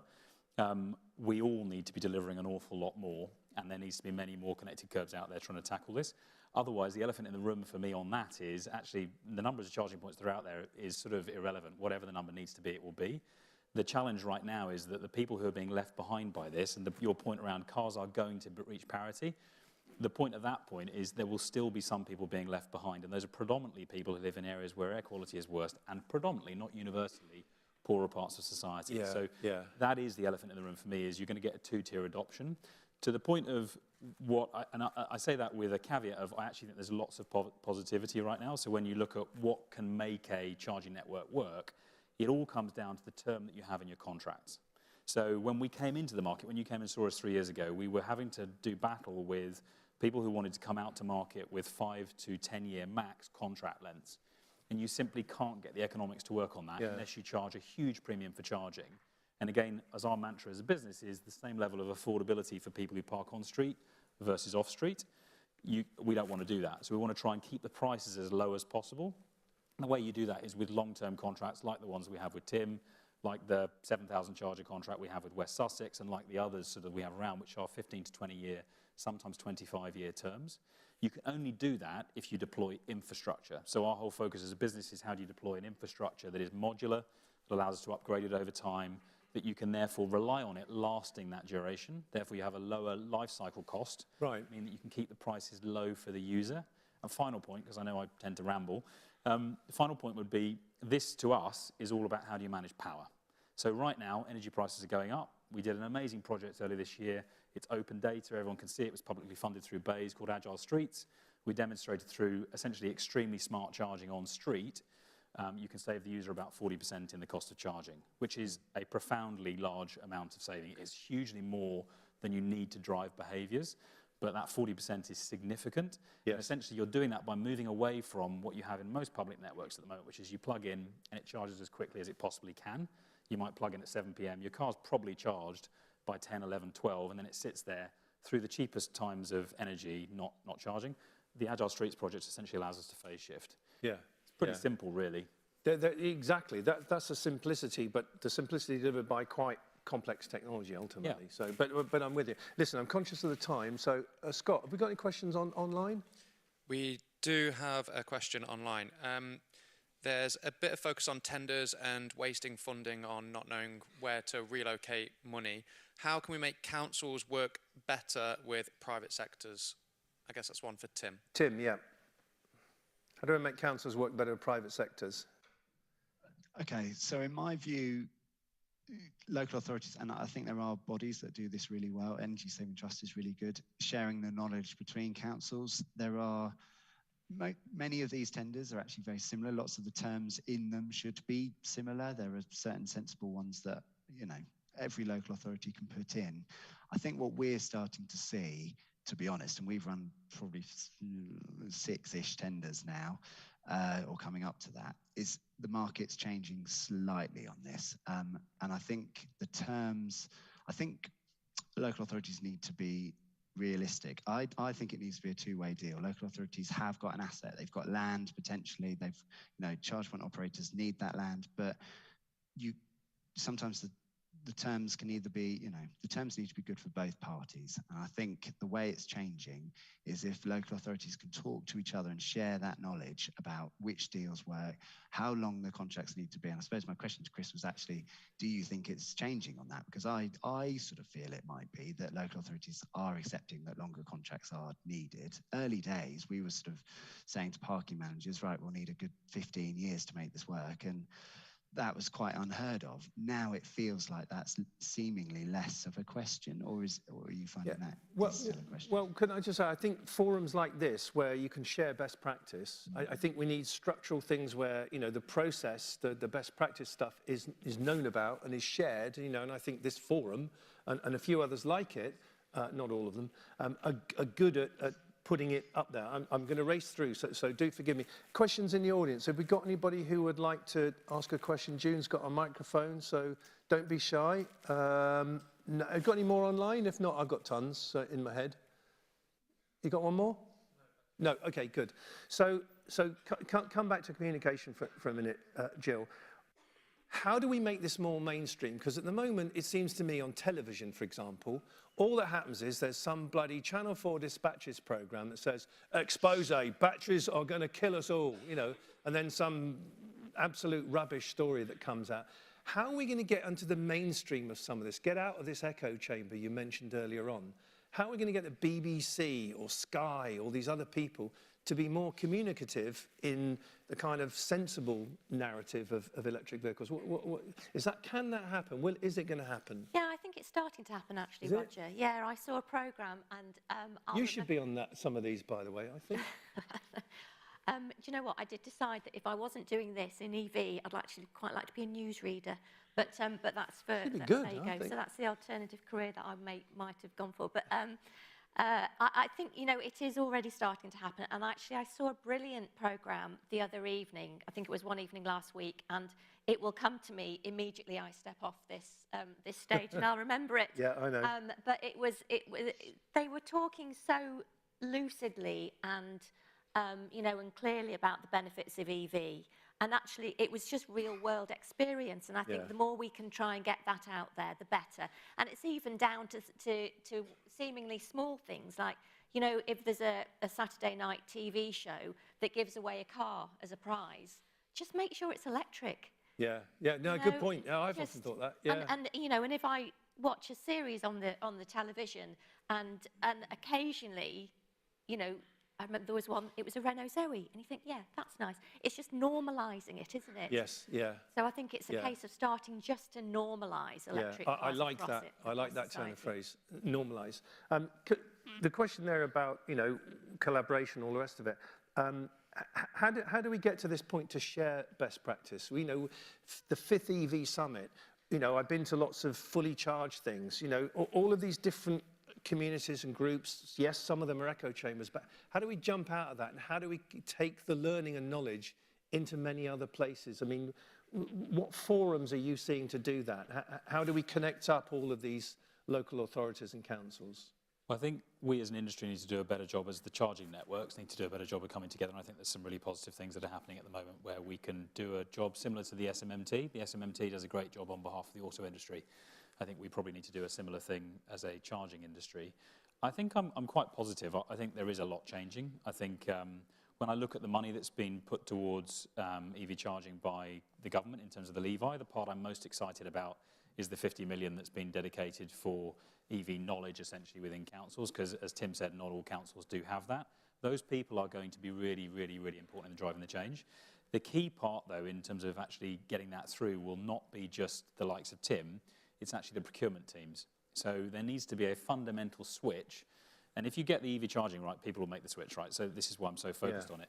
There needs to be a fundamental switch in the way that we procure. Most procurements that I've seen, bar a few sort of leading lights out there, have been talking about product and buying products all the time and not really talking about it from an infrastructure perspective. I think that what Tim's done and some other leading lights in the sort of council sphere and also businesses have been looking at those long-term plays where it's about an infrastructure proposition. And the reason it's infrastructure, not product, is people have faith in infrastructure. People trust it. Yeah. They again, look at it and go, that's long-term. I will make the switch. I have confidence that when I need to charge, I'll be able to do it. I think if you provide that, I mean, the stats are clear.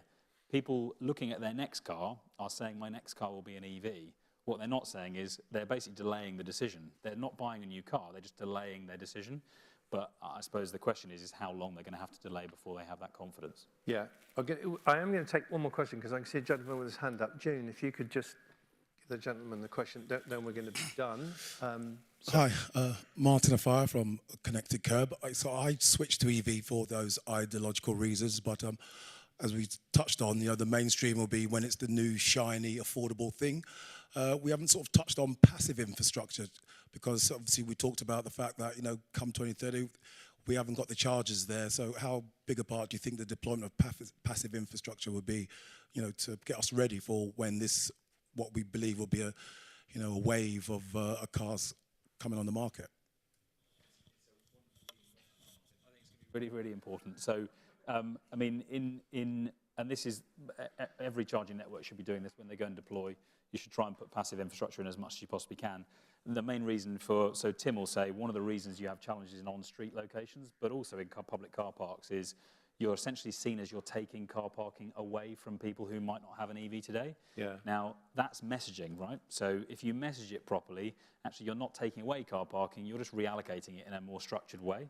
That's the way it should be. If you've got 2% of cars that are already EV in a car park of 100 spaces, you should have at least 2 EV bays. You're not taking away car parking spaces at all. You're just providing a location for cars that are already there. The passive infrastructure then allows you to add charging points over time with no sort of disruption. And I think when you look at car parks for workplaces, again, to the point of the conversation, when you're building new assets, put more in than you need to, but you don't have to put active chargers in. Yeah. And I would actually say, and this is where maybe some of the residential projects are slightly, the government's, it's very well-meaning sort of intent that they've put in to try and mandate EV charging at scale in new developments. The reality is that an awful lot of those charging points that are deployed will be out of warranty before the user actually ever even has an EV. So again, I think passive infrastructure is sometimes far more important than active infrastructure. Thank you. Can I just say, Martin, talking about communication, people with a public profile, well-known people like yourself, it's great that you advocate for this, and I know you've done it for some time, and it would be good if we saw more people like you, people in, with that public profile that a lot of people know of, advocating for it, because I think that's a hugely beneficial thing to it. So I'd also tip my hat to you, sir, for what you've done these past few years and going from one career, into this arena. So big thumbs up on that one, my friend. I think we're done for that now. Yes, what's that say? Cue connected curb video. Oh, right. I've just had a prompt that says cue connected curb video. So roll VT. Is that what you meant? Yeah, thanks, June. Yeah, I love it when you're VT.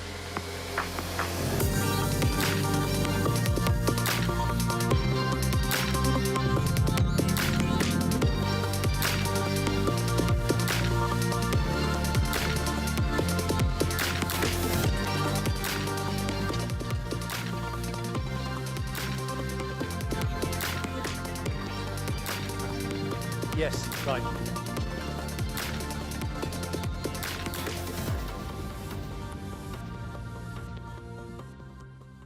And I've just had another nudge.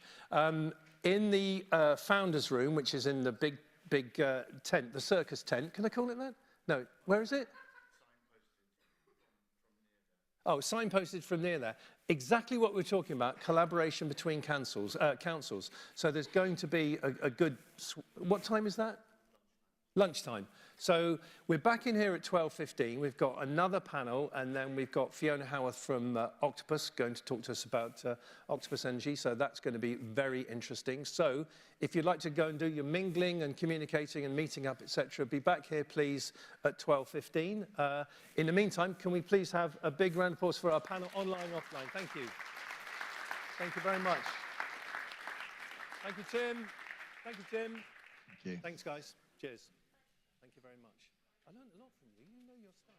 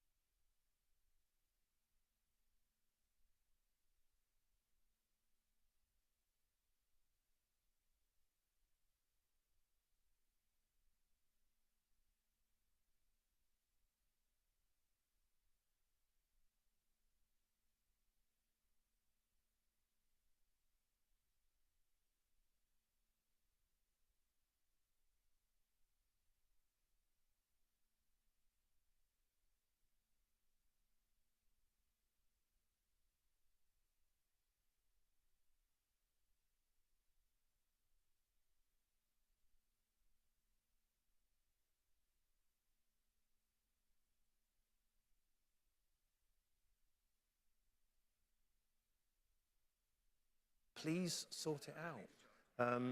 So it was a little bit of that. And the communication backwards and forwards was, you know, was good.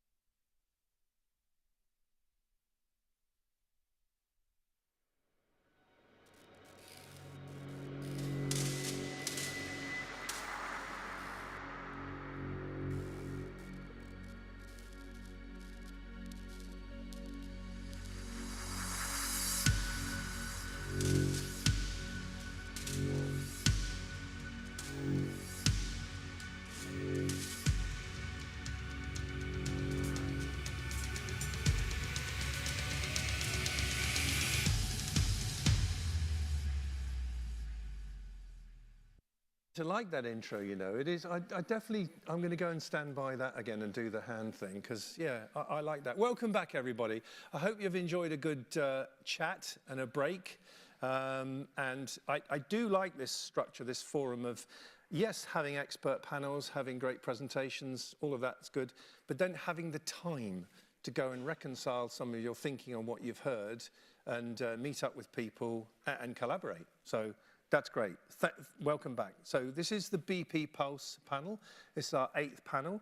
And this is about the future of on-the-go networks. It's a panel sponsored by BP Pulse. Who have we got? So we've got Akira Curtin. Akira, hello. Vice President of BP Pulse UK. Relatively new in the role, I think. How long? 18 months. 18 months. So, yeah.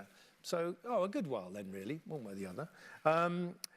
Aaron Berry is Deputy Head Energy and Infrastructure at OZES of the DFT.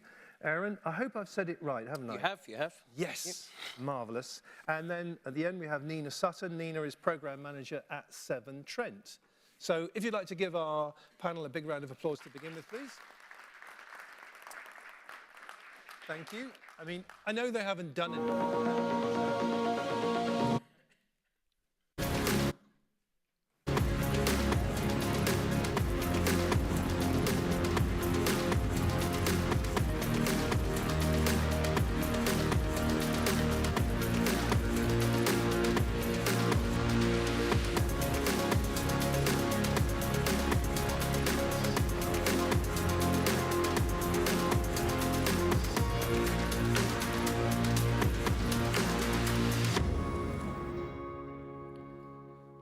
Following in that video then, Akira, would you like to give us a sort of opening flavour of things before we get into the, chit-chat panel stuff? So, absolutely, Roger. Over to you. I think, well done, Nina, because I think you need Pilates or something to be able to sit in this seat and hold yourself with that posture. So I'm going to sit right back. I'm going to go forward, so lean in rather than lean out. So, Akira, I'm delighted to be here, and I'm going to steal the joke from Nina, but this was meant to be a fireside chat, and it's absolutely Baltic in here. So well done. Well done for attending, and really great to see so many in the audience. The other bit, I guess, there's so much light in all of our eyes, we can't see any of you, right? So I think that's really great for those who have fear of actually being an audience. But more importantly, more seriously, I guess, a little bit of framing, and then really we just want to have a really good dialogue with all of you and ask questions, right? So the framing is really about just macro context, where are we in the world, 2, a little bit around our frame as BP Pulse, but 3, just set the panel up in regards to just thinking about what are we doing in on the go and why is fleet so important when we talk about the EV transformation and transition we're all on, right? So I guess the first point is, 2 or 3 years ago, we might have been saying we're at the tipping point, right? Or we're going to accelerate further. And 2 or 3 years ago, people were still talking about range anxiety at these conferences, right? So I guess a couple of things. One, who here drives an EV? Brilliant. Majority audience. How many conferences have you been? Hands up who's been to 2 conferences this year? 3, 4. Okay, so you've probably got most of the macro trends, right? So it'll be quite quick. 7, all right, there you go. More, right? So, all right, so I think we all know most of the mega trends, right? But I guess the first one is quite simple. It's just about demand, right? So demand for EVs just grows and grows and grows, both at a global scale and certainly in the UK, right? Yeah. You can see the SMMT data. We're 50% up on BEV vehicle purchases, and we're usually 20 to 30% on a monthly basis of all new cars bought, right? So one, demand is there, demand is growing, and it continues to grow. Frankly, by 2030 in the UK, we'll be 30 to 50% EV. By 2040, 70, 90%, right? Supply. Supply is so important. We talked about this beforehand, right? So $1 trillion. 1 trillion is what the OEMs have committed on the supply side to actually meet our needs from an EV perspective, right? So supply is there, demand is there. The third bit's really about, and this is where the panel goes into, is infrastructure, right? So how do we collaborate together, work as industry, government, cross-sector, in order to really drive the infrastructure in place to make sure EV is easy and ultimately we have the right speed for right need for all charging types, right? And that's really the focus of today's panel and discussion, the questions we'd like to frame today, right? From a BP perspective, EV is one of our 5 growth engines. We announced that as part of our net zero ambition 2 years ago. So absolutely, we are all in on EV, both globally and certainly in the UK. You saw $1 billion. $1 billion is our commitment over the next 10 years. And it's really focused on the go, rapid and ultra-fast charging. That's where we're seeing the vast majority of our charging. So that's creating awesome dedicated EV charging hubs, a bit like we're doing with Reza and EVN in terms of what we're going to be announcing, and we have announced NEC in the Birmingham. We're really going to be launching a number of landmark sites over the next couple of years, and really, as long as our forecourt offering, expanding our network and growing it in huge capacity over the next 10 to 20 years. But the other bit is really important, that's kind of where we focus today, is on fleets, because fleets are actually really driving the position, right? So, we've partnered with Royal Mail, with Hertz, with Uber and others, but they're actually driving the next step in terms of how we're kind of moving forward. There's some elements of we've got to create dedicated fleet hubs, but also we've got to democratize what we're actually kind of doing in terms of at home, on the go, and destination, and really work towards what's the energy savings, cost optimization, and frankly, the engagement with government around how do we drive dynamic pricing, regional pricing, et cetera, in order to both meet the infrastructure needs, but also fleet needs as we move forward. So I'm absolutely delighted to have Nina on board to talk about Severn Trent and the fleet activities, and of course, it'd be great to hear from Aaron just some thoughts around dynamic pricing, load shifting, and all the kind of stuff we will need to actually meet the needs of the customers in the future, right? So that's my really quick rundown in the frame. I think over to you for questions. Yeah, great. I'd like to be here. No, and indeed, again, as always, please, if you have questions, reflect on them for the moment. June will come around with a microphone if you're here. If you're watching this online, please let us know your questions, and Scott, who is somewhere, will tell me what they are. That's good. But yeah, thank you for that context. So on that point then, Nina, of fleets and the importance of, every single customer is important, but if you've got one fleet customer that controls a large number of vehicles, getting that right, really pushes things forward very fast. So can you give us a quick flavour then of where Severn Trent is then in the journey towards getting a fully electrified fleet and dealing with the principal challenge of charging? Yeah, sure. So I'm leading the decarbonisation of the fleet across Severn Trent. We've got circa 2,500 vehicles. We committed back in 2020 for our company cars that we would only replace company cars with electric vehicles, which we've been doing since that point. We obviously at that point had to take a very early decision around what we were going to do with the provision of charging. So the charging infrastructure that we've provided for our company car users, I think we took the same route as most people have. We took the low-hanging fruit to begin with. So we know that 40% of our customer base can't have home charging units because they don't have off-road parking, they live in accommodation that just doesn't allow that. So yeah, we've taken the first step on the easy route to provide the electric vehicles to people who can have home charging. However, what we've done since that point is that we have started to develop our own depot charging infrastructure. So we've got over 2,500 sites at Severn Trent, some that are very heavily populated, some that are working depots, workshops, but some that are just unmanned and heavily secured. So we have a very, very diverse need for our infrastructure. We started out on a path last year of installing 352 charging units across our depots. And the way that we designed that was by looking at our knowledge of where we were going to grow our operational fleet that was going to be translating into EVs, and that's our commercial vehicles. And we are continuing to build that. We've done that very much internally, we've done that very siloed, but now is the time as we're starting to look towards our plan, because by 2030 we are committed, through our EV commitment to EV 100, that we will be completely decarbonised by that point for all of our vehicles. So that's for company cars, our commercial light vehicles, our HGVs, our 4x4s. As long as there is a vehicle available, we are going to ensure that we decarbonise that. Only 2 weeks ago, we had our strategy signed off, so we know that we're going to do it. We've got the funding to do it, and now we're on the first step of making it really happen. We've just gone out to tender for some of our vehicles, so we know that this year, in the next 12 months, we're going to be replacing another 600 of our vehicles with electric vehicles. That is a challenge in itself, because for every user case we have, it's a very different user case, different requirement for vehicles, but again, it's a very different requirement for the charging solution as well. Because of the geography that we work in, because of the way in which we have depot start, we have home start, we've got to look at every single type of provision that either a single supplier or multiple suppliers can provide us to be able to ensure that we can keep our vehicles on the road for the most maximum amount of time. And that is what is absolutely paramount to us. It's vehicle on road time, it's our response times to customers, and it's our ability to deliver a solution that is both practical for the business but also practical for the user. And that's a really, really difficult balance. And then you've got the whole remuneration piece that goes around it. So. Yeah, well, thank you for that. But can I sort of, just kind of said it, but as a supplementary question, there's the management strategy, there's the brand strategy, Severn Trent's strategy, but what about the drivers themselves? How bought into this initiative are they? Do they want it, believe it? And we talked earlier on about education and stuff. What about the drivers of the vehicles? How focused are you on that? Very, very much so. For us to be able to be successful in our transition, we have to take our users on a very, very strong cultural change programme. And our people programme around this is very much around communicating and managing what is very recognised around the anxiety of changing to EV. You have the range anxiety, you have the anxiety about the maturity of the vehicles and the technology, the ability to have not just the range, but when you've got auxiliary power that is required to run tools, etc., on the back of the van, are we still going to be able to do the ways of working that in the way that we work at the moment?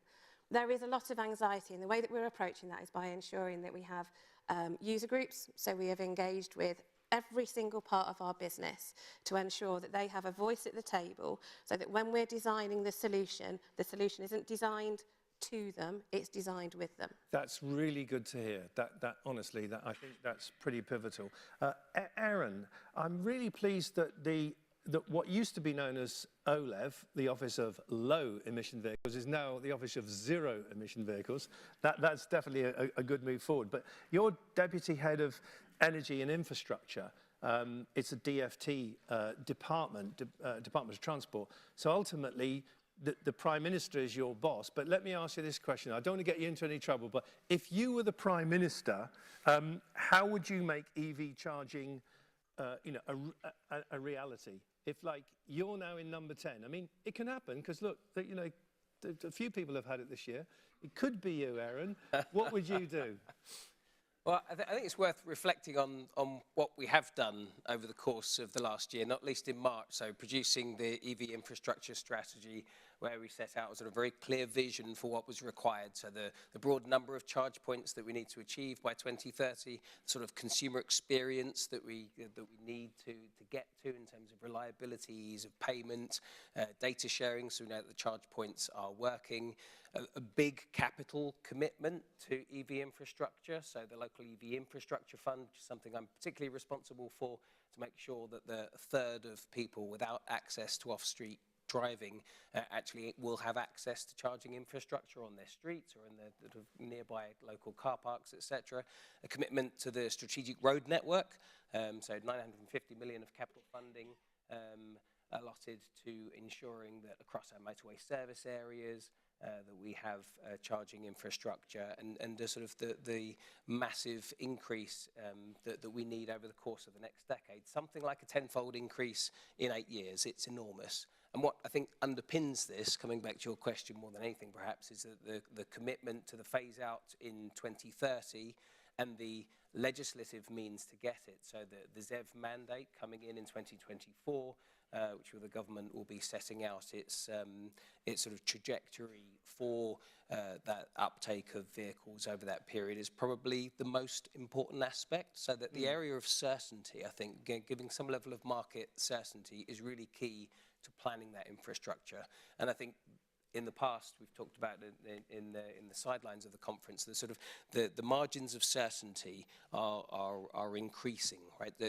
A few years ago, we were saying, well, is it going to be hydrogen? Is it going to be electric? There's lots of questions in that area. Do we really, are local authorities really responsible for ensuring local infrastructure? I think that is more and more certain. It's more and more clear. The vehicles are going to be there. We are going forward with primarily an electrified, certainly car and motorcycle and van fleet. So we need to plan for it. So I think providing that ongoing certainty and the ZEV mandate and the uptake, I think, is probably the most important of all. It's good to hear that you're so positive on that, and there are specific metrics, and one could be cynical and say, and there is money now coming behind it, which is all good. Quick supplementary question. Would you like to be the Prime Minister? No. No, I'm only joking. Yeah, good. Kira, now, BP, there's been a school of thought with some of the oil companies now coming into charging of, you know, a little bit of maybe doubt, maybe a bit of suspicion, whatever. But given that you're so good at moving energy around and understanding distribution and infrastructure, what do you think is, like, if there's a really big challenge or something you'd like to overcome to do this all more quickly? I don't want to answer my own question, but is it in things like the sort of the paperwork, if you like, the whole process of licensing or, you know, approval stuff and all the rest of it? What needs to happen to make things happen quicker in line with Aaron's timelines? And yeah, absolutely. And we've got really good engagement actually with both local but also broader government. And I agree, like Rapid Charging Fund, Levi funding is just brilliant in terms of trying to turbocharge things. I think headline level in terms of, you know, we made a commitment 2 years ago as a company that we'd go net zero by 2050, right? Yeah. Actually, in the UK, we're absolutely going gangbusters turbocharging that. So 18 billion pounds commitment for the UK, which $1 billion is on EV. But actually, you can't be net zero unless you invest in offshore wind, hydrogen, and other aspects. So it's an integrated aspects of that as we move forward. It's probably the same for all vectors, right? And we are working absolutely with government around that. And it's about land, power, and pace, right? And you know, I think all of us probably in the same boat here, right? So what do we mean by pace? You know, we've had planning applications 6 months for 6 inches of cabling, right? So what does that mean? With 6 inches of cabling that wasn't on our land, sort of on a adjoining land, it took 6 months, right? So why does it take 6 months? That doesn't work for everybody, right? So well, let me. So what would be my magic one? One, just designate EV and what we're trying to do as national critical infrastructure, right? That would single-handedly be the most effective way of accelerating what we're trying to move forward on. And second is just really work with us around finding great land and actually accelerate the power grid upgrade, because that can be a 9 to 12 months reality. Now, the great news is really with the DNOs, with government and others, we're all working that through, right? So this isn't a vent fest or a wind fest, right? But those two things will actually transform our path to net zero, both as BP, but more importantly for the UK and for all of us, right? Aaron, as Prime Minister, can you do that designation for us? Sure, no problem. Right. Get right on it. Yeah, okay. So again, coming back to sort of the pace of change, just sticking on this from a BP Pulse, how much have you invested in it, and how much do you intend to do it? You know, you're all in on EV, as you say, but is that now at the board level, the strategic level? Does that manifest in like really large sums of money coming in? Because this is all eye-wateringly expensive, isn't it? Well, I guess we're all in, but I think society's all in to net zero, right? So, and I guess the great thing is, you know, if you go to our investor calls these days, 40 to 70% of all questions are around our growth engines, right? So our growth engines is how we're actually reframing ourselves as business: hydrogen, biofuels, electrification, convenience, and EV, right? So by 2025, 40% of all our capital is towards those growth engines. So the entire business, the entire company is transforming. And most of I was at the board in September doing our review, most of, not just the board, but actually the investor conversations and questions are about the growth engines. Good. And Aaron, can I ask you, looking at the perspective then of, you know, the energy shift as well. We've got these huge shifts now between energy moving to renewable, a decentralized grids proposition, if we can get there, at the same time that we've got a new mobility, new vehicle transition. How do you see those two things coming together? Are they melding together nicely, or are they kind of crashing into each other a bit? Well, they're not crashing. I think there's certainly a challenge in that space. So we're electrifying not just transport, but heat as well. And we're moving to renewables at the same time. So we're needing to generate more and more electricity renewably, so the wind farms and so on and so forth. So there's an undoubted challenge in this space. I think what's really important is that the certainty that we have, so the 2050 target of net zero, 2030 phase out of electric vehicles, working out what it is that we need is becoming easier and easier. And what does industry typically ask for? It's certainty, market certainty. Well, that certainty is increasingly coming, which makes it easier to plan for. Right. So the better we get at sort of collaborating, to pick up on the point earlier about the importance of collaboration, the more we can talk to each other about, okay, well, we've got leaseholds in this area, this is how many vehicles that we're going to have over the coming period. You talk to the local council and let them know that, okay, we've got at least these many EVs over this period, and then you can start paying the infrastructure as well. So collaboration is also important. Nina, given you had that full engagement with the end users, the drivers of vehicles, is there anything that's perhaps come out that we're missing? So we've got, on-street charging, we've got, public charging, home-based charging. Has anything come out of someone saying, well, why don't you do this, or why don't you do that? Anything that you've heard of as like an idea that we're not putting into practice yet? Yeah, so the thing that concerns the users is the fact that they are obviously very operationally focused. Yeah. And for them to be able to charge their vehicle, if they don't have a home charging unit or they're out and about on the road, they have to use public infrastructure. Now, there's no prioritisation at the moment in a public infrastructure environment, say McDonald's, Sainsbury's, Lloyd's, Gym, whichever, for them to be able to go. And if they're part of the critical national infrastructure, so it could be a blue light, if we're on an emergency call out, there's no way that they can jump a queue.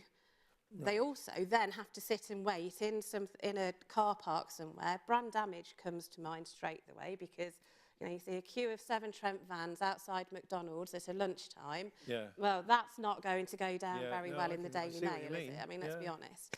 So that is a real concern for them at the moment. And if there is a way that we can start, again, with the whole collaboration piece of industry starting to work together and companies working together to perhaps build a network of business charging infrastructure which can be prioritised, which can be booked, which can be scheduled into their work schedule with confidence that they're going to turn up and that's the amount of time that's going to be taken out of their work window.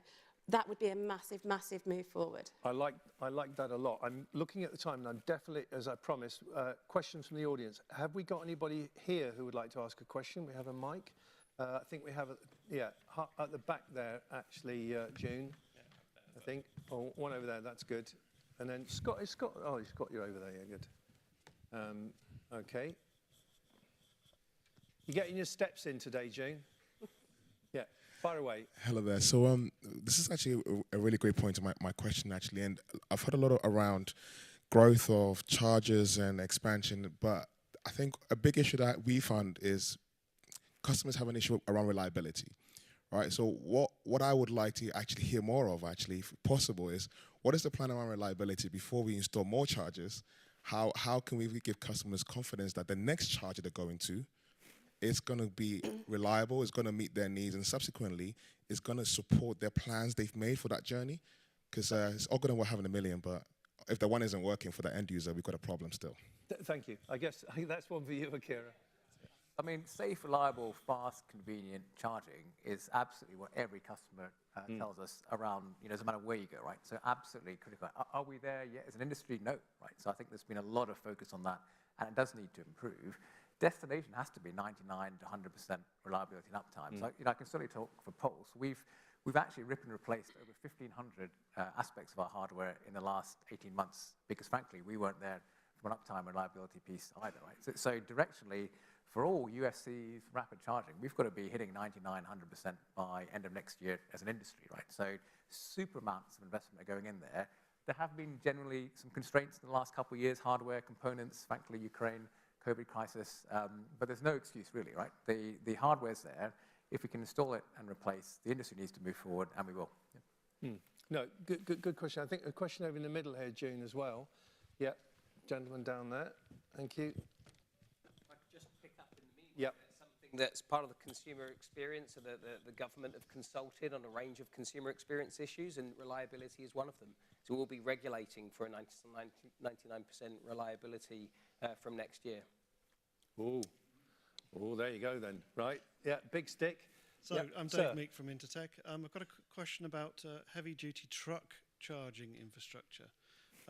Trucks are starting to appear on the market right now, but there's very little infrastructure to support them. What are the main hurdles and solutions, do you think, for that breakthrough technology? Do you want to do that? Yeah, that's a great question. Sorry, yeah, the commercial vehicle arena, particularly heavy trucks, we're now finally seeing, you know, the commercial sector really coming in with choice of vehicles and charging. But the bigger vehicles, the higher challenge of, you know, high power charging, mega charging, how's that looking? What are the prospects for that? So I think this is one of the areas of greater uncertainty. So I think it's taken a long time to get to a place where it's very clear that for the passenger vehicle market and increasingly for vans, electrification is the way forward. I think there is some question in the sort of heavier goods market whether the answer is electrification or hydrogen, or in the short term, the sort of the biofuels, the HVOs. So I think as battery technology improves over time, it's looking more and more of a prospect that the HGVs will be electrified. But I think that's one of the areas that we're not quite there yet. Yeah, but it definitely needs to happen. And my view is we've gone on the electric vehicle revolution the wrong way around. We should have started with commercial vehicles first, taxis, buses, vans and trucks. That's another matter. Scott, have we got any questions online, please? Yes, loads of questions online.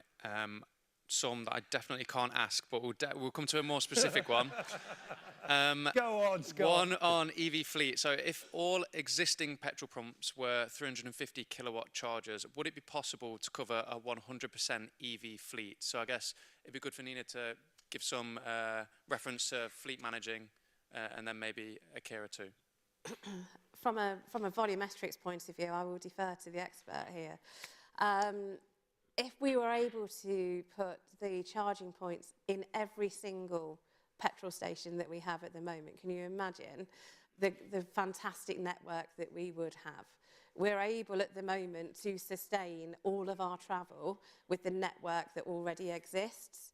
I don't think that there would be any better way than to start by having that as an absolute starting point. So over to you. There's that little nugget for you.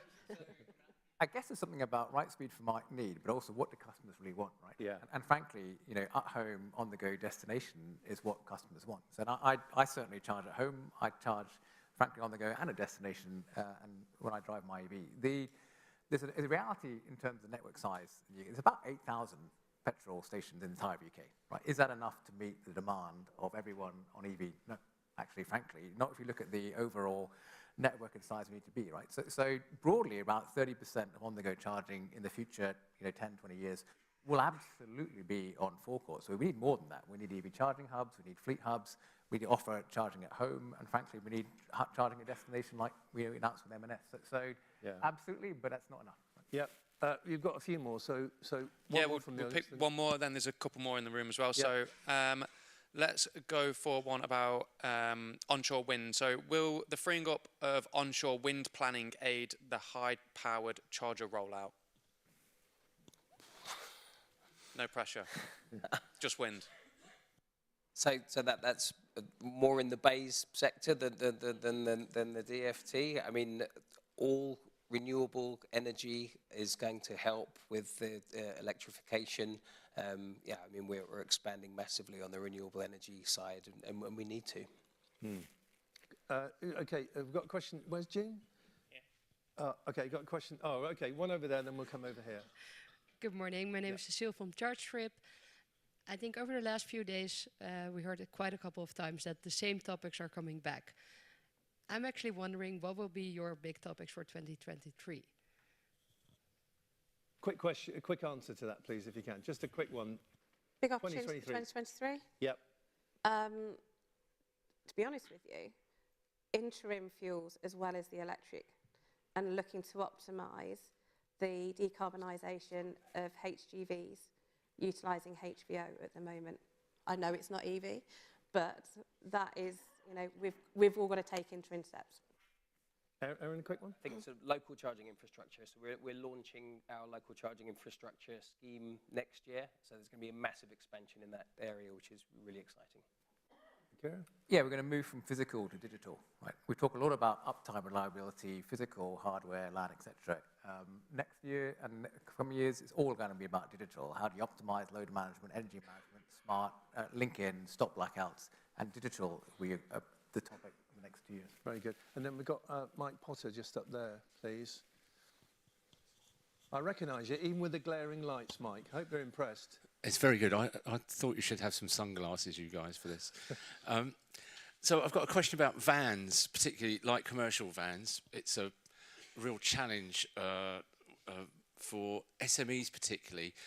With the rise in energy prices, now when we do whole life cost comparisons for those guys, that's coming out kind of level with diesel, right? So that's really put the brakes on adoption there.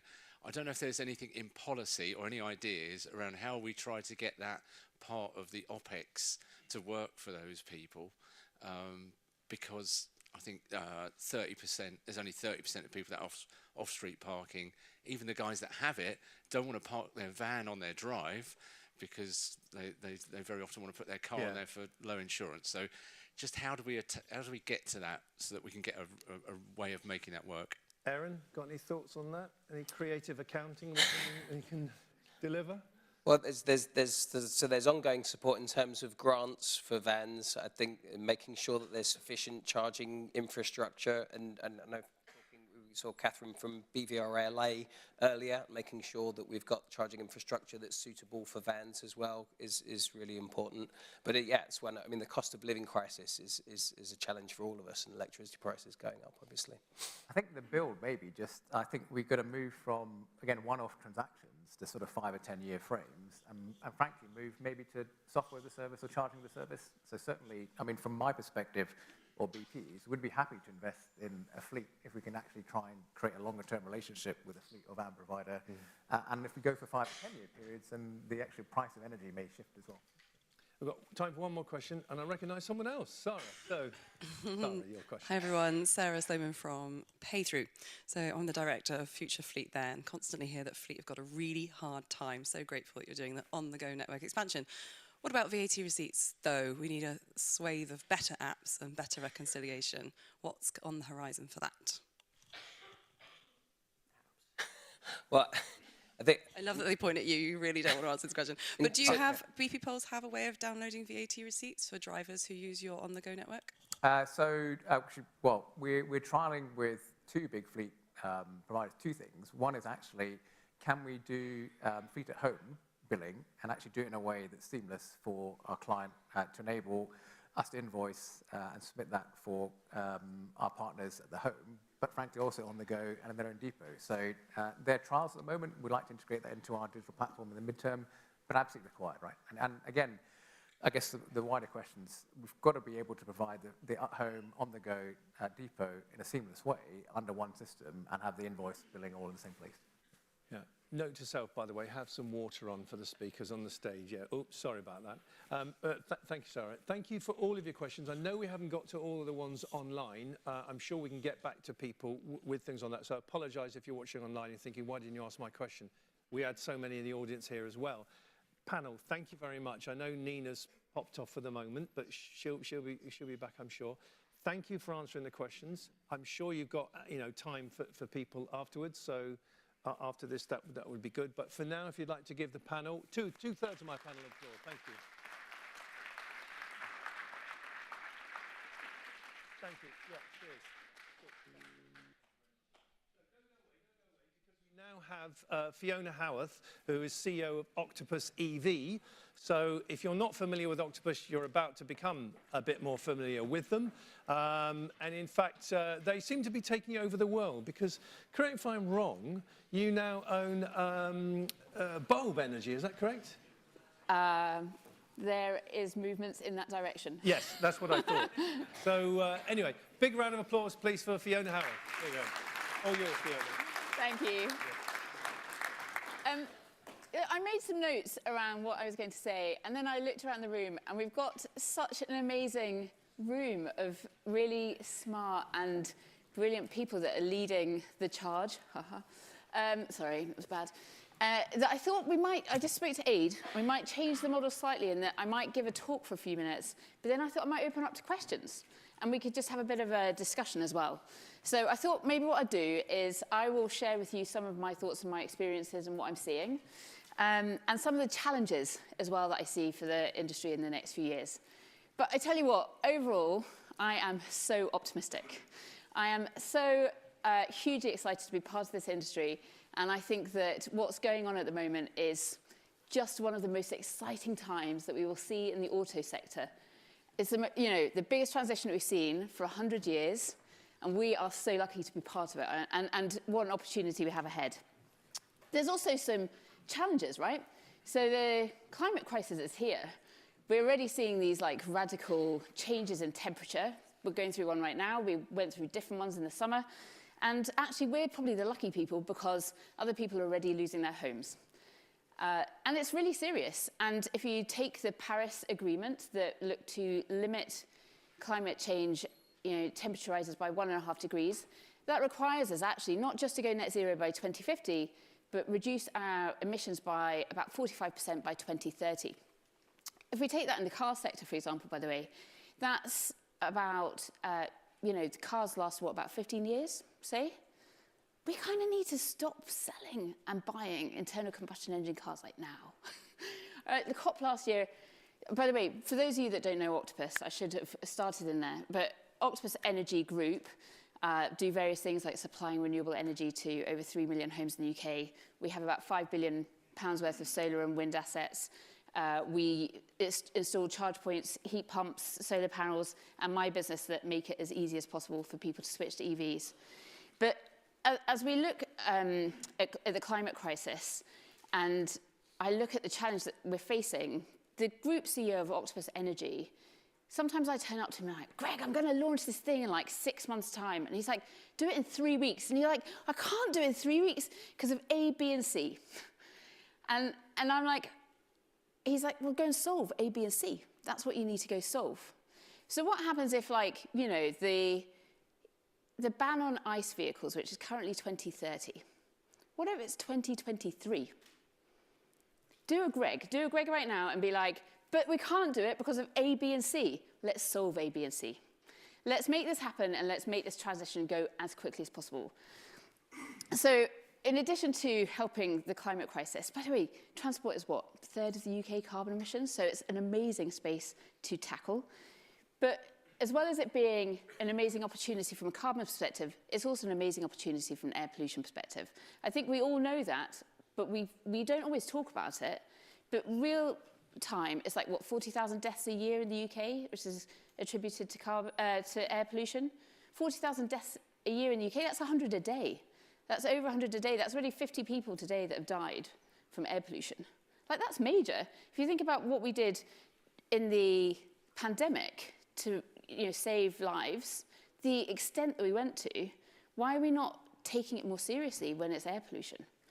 But the good news is in transport, as you all know, there's an alternative, and the car manufacturers have produced these amazing cars. And actually, they're really fun to drive. And you can even charge it up on your driveway if you have one, and it's really convenient. And actually, if you can do that, it can be like 80% less in terms of fuel costs, and there's lower running costs. And there's just amazing vehicles.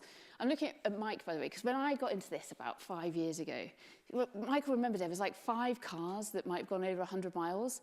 And they were good cars, but there was like just 5 of them. As of middle of last year, we were offering over 30 cars.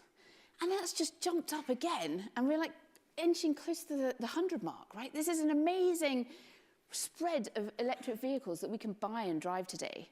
And they're coming down in price, and they're going up in volume. Not quick enough, though, because Michael knows well that the average lead time of these cars is like 9 months. And for a factory order, which is totally unacceptable when actually we want people to be switching at pace.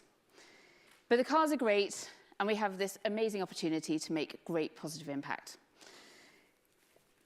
How fast can we go? So let's have a look at the challenges. I sometimes break these challenges down mentally in terms of 4 areas. Demand.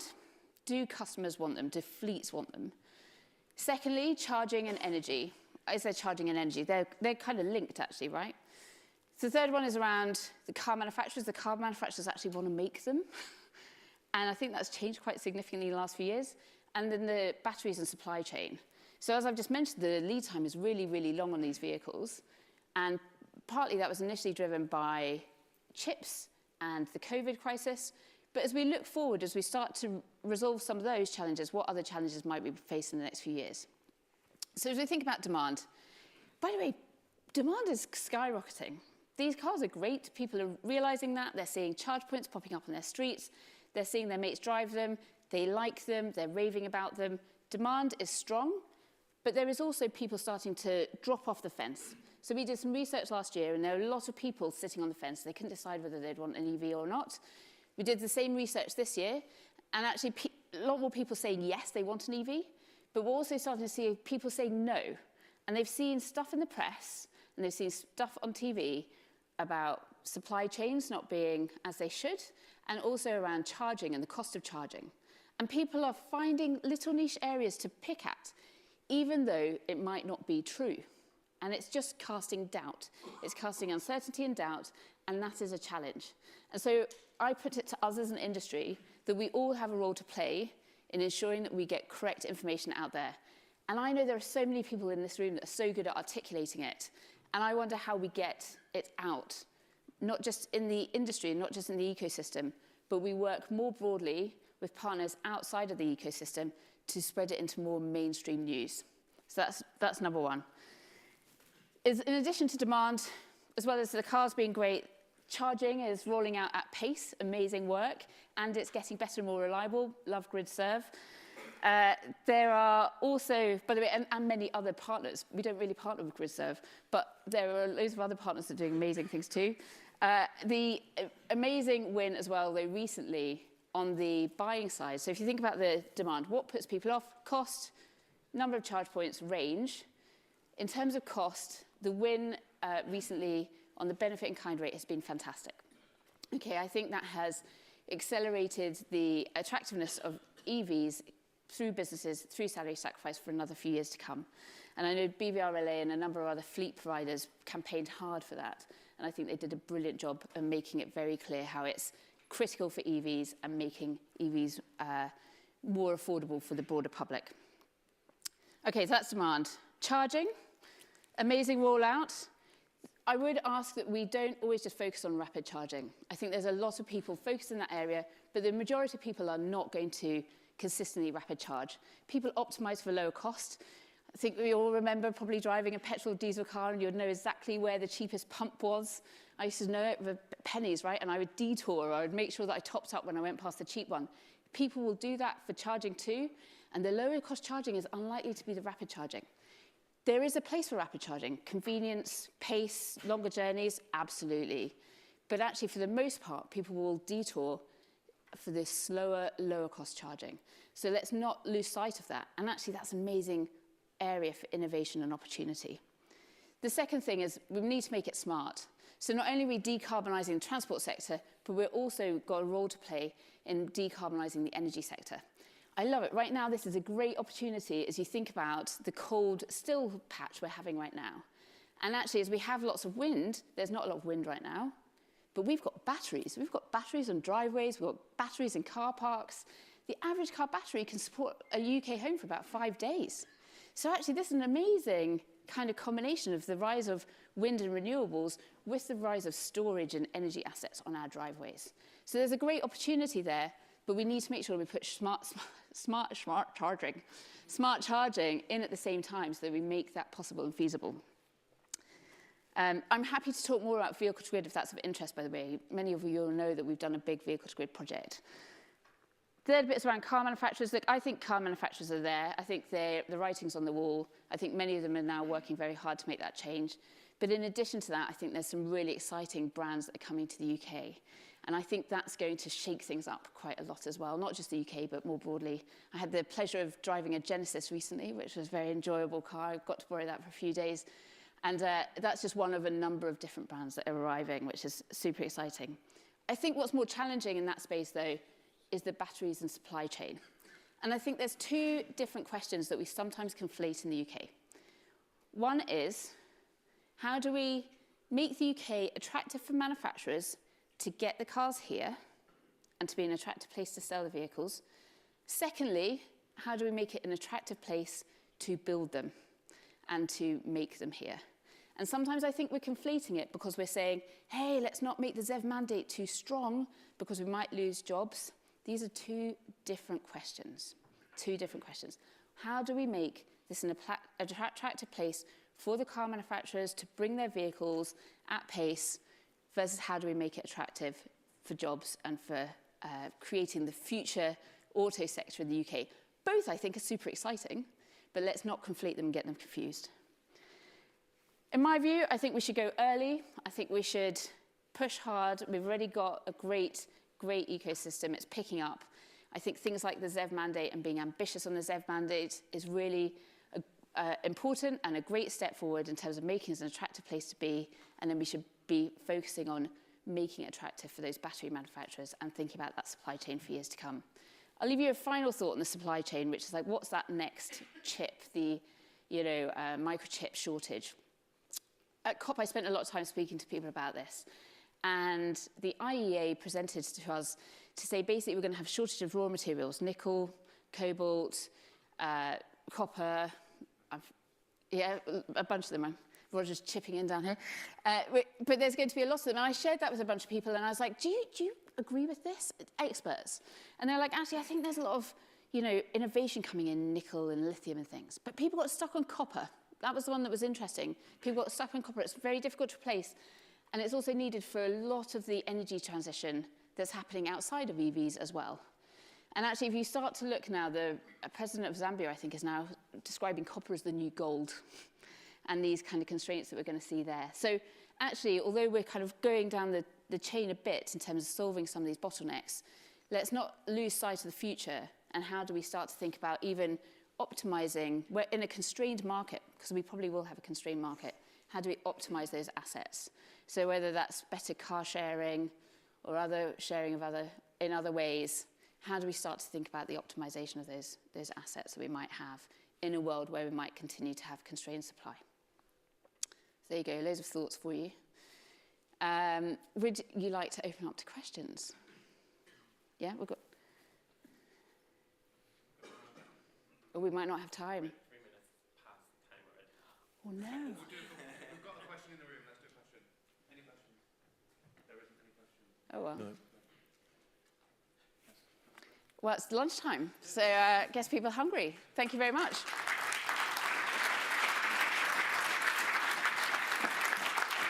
I can't clap, I have to tap with my hand. Yeah.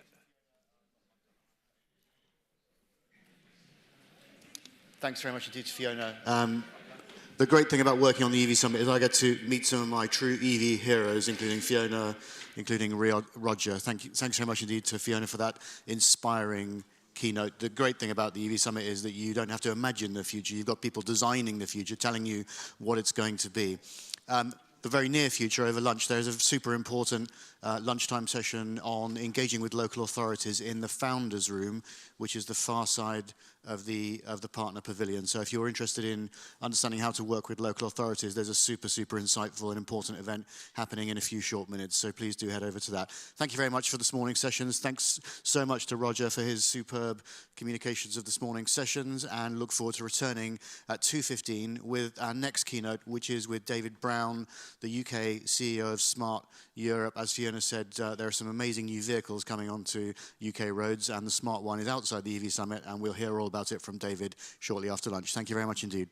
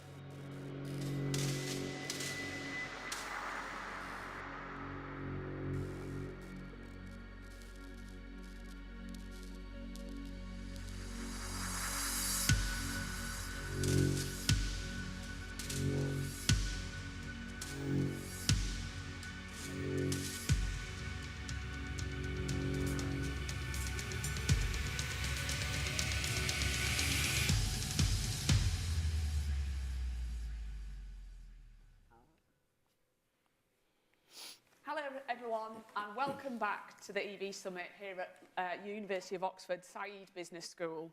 I'm Michelle Davis, the Automotive Lead at LinkedIn. And I'm very excited to kick off this afternoon session, starting with a keynote speech from David Brown, who is the UK CEO at Smart Europe.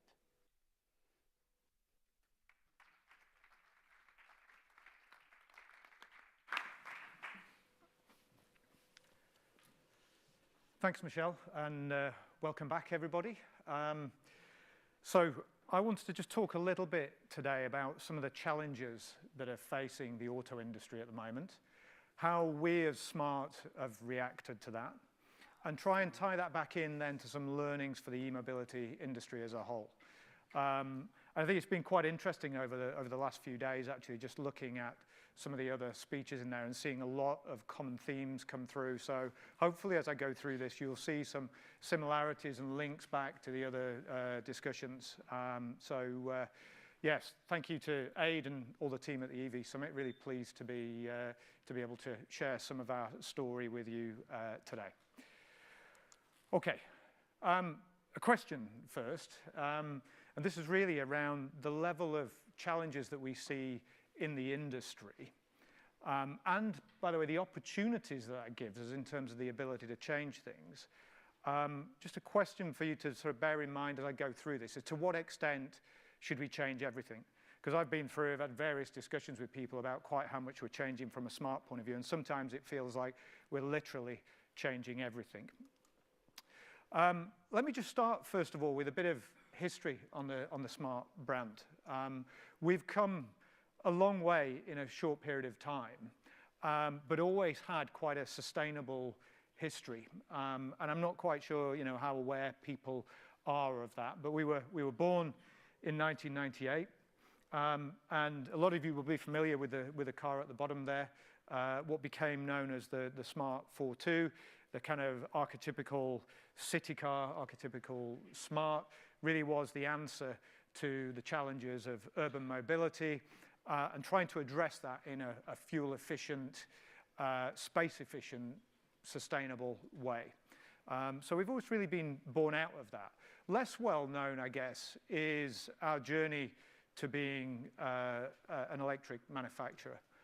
And actually, our first foray into electric vehicles was 2013. So we did our first electric 4.2 then, and that was actually a trial in London where we had 100 cars on the road, and we've kind of grown since then.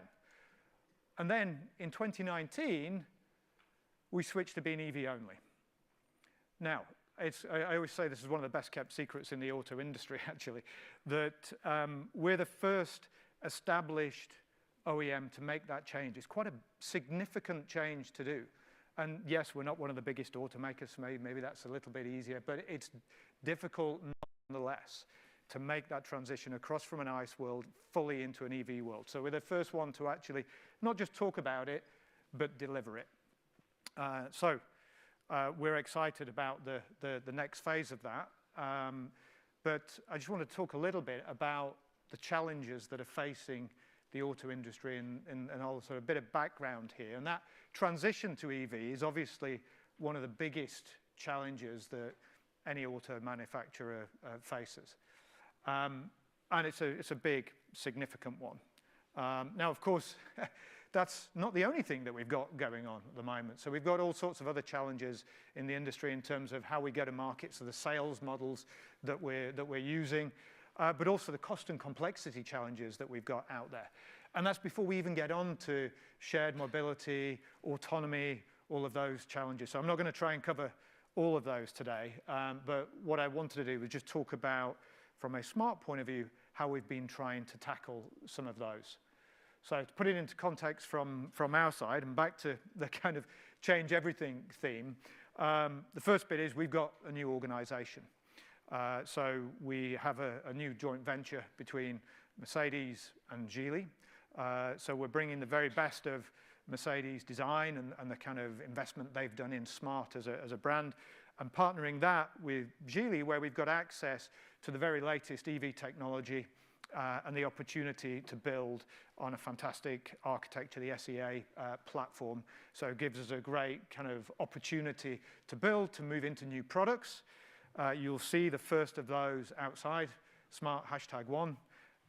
In case you hadn't noticed, it's a bit bigger than the cars we've seen before. Still focused on space efficiency, but it's taken us into new segments, and that's one of the opportunities we've got here. So moving into different parts of the market, and we're doing so in a very different way.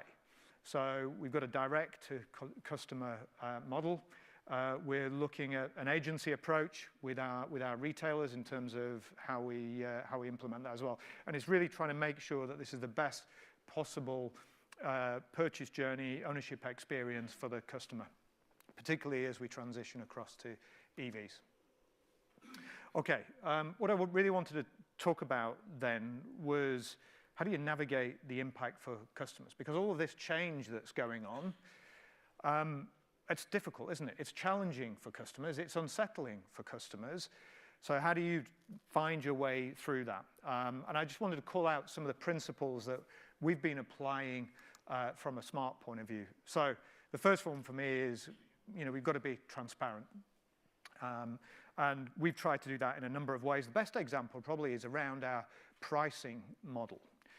We've yet to confirm specific pricing in the UK. We'll do that as we go into next year.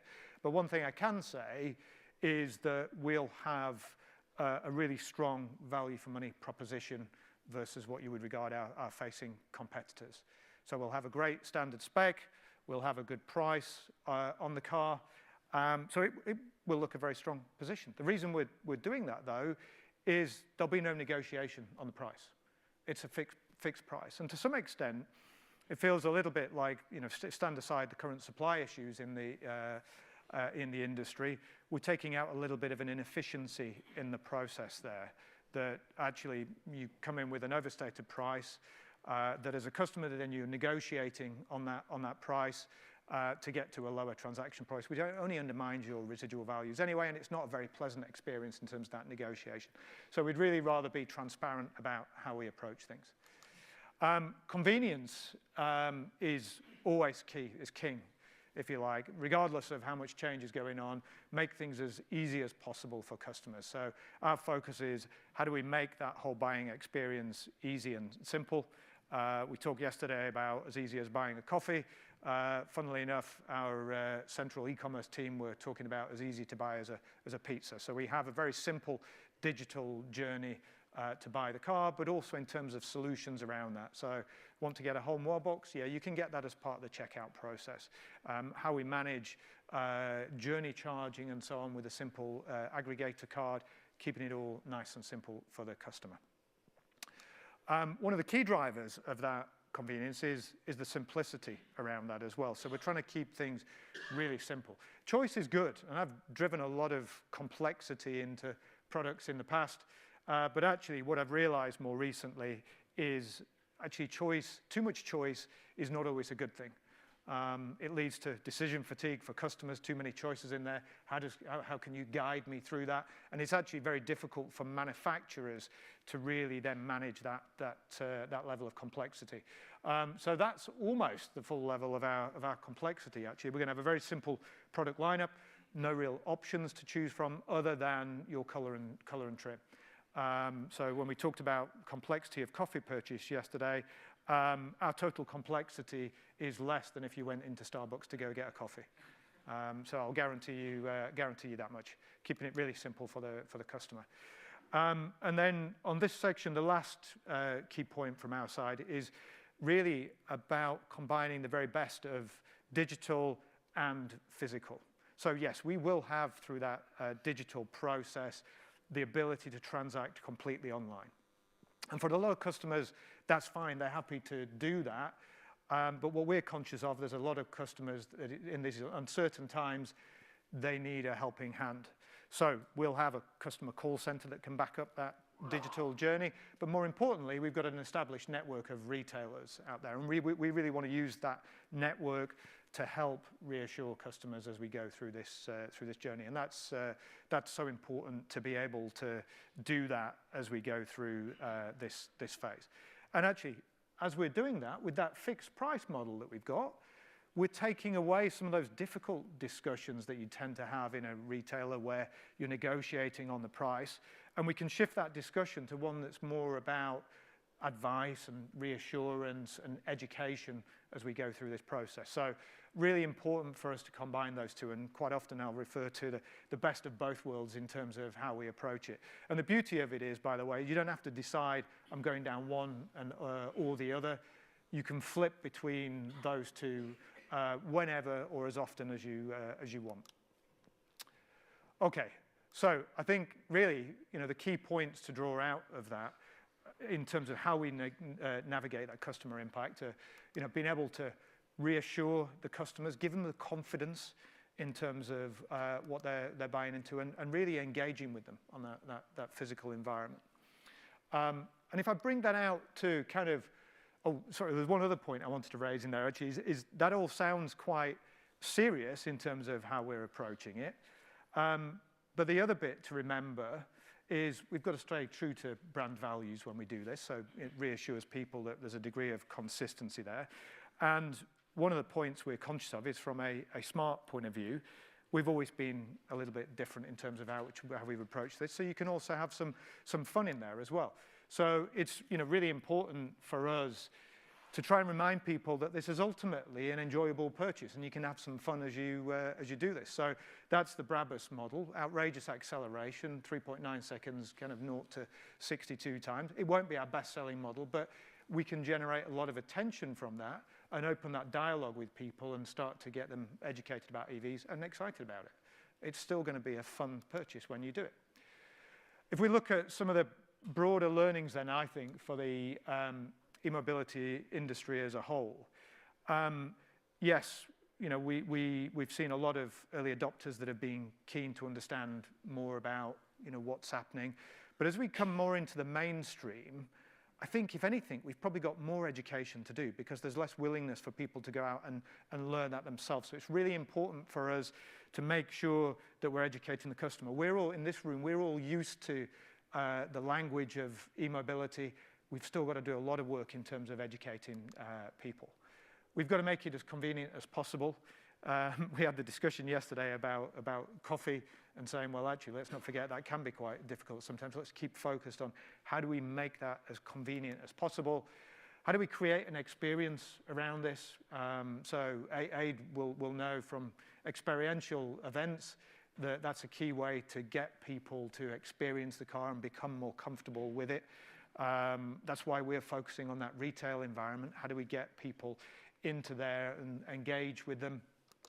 But also, I think a key one is collaboration. There's going to be a lot of challenges as we go forward. We don't all individually have the answers, but I think collectively we can do a lot to come up with different ways of working and work together on how we provide holistic solutions for the customer, bring them with us on that journey.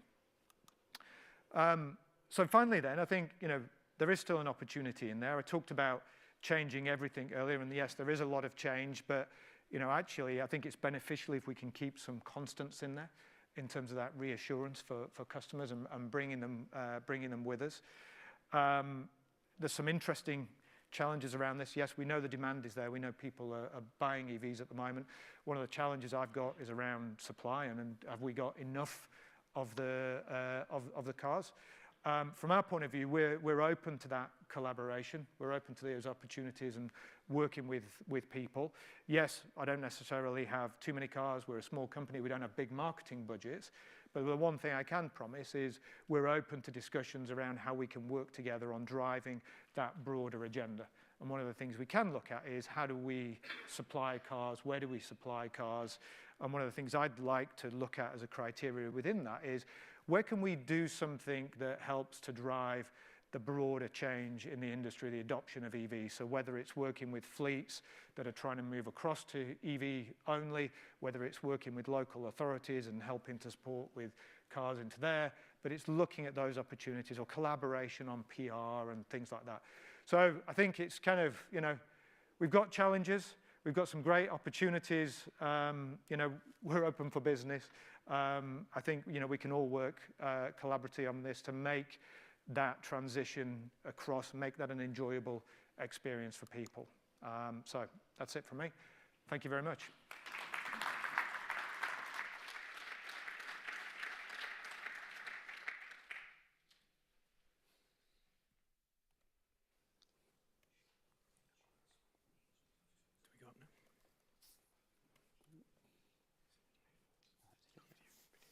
Okay, so thank you, David. A great way to lead into our final discussions of the summit. Just before I invite the next panel on stage, Cambridge Clean Tech and Oxfordshire Green Tech are having their last roundtable session at 2:30 on mobility as a service, covering innovation projects around Europe. If you would like to attend that session, please meet by their banners in the foyer at 2:25. Okay. So I'm pleased now to welcome the penultimate panel of the summit with partner All-Star, where we will be discussing driving fleets forward.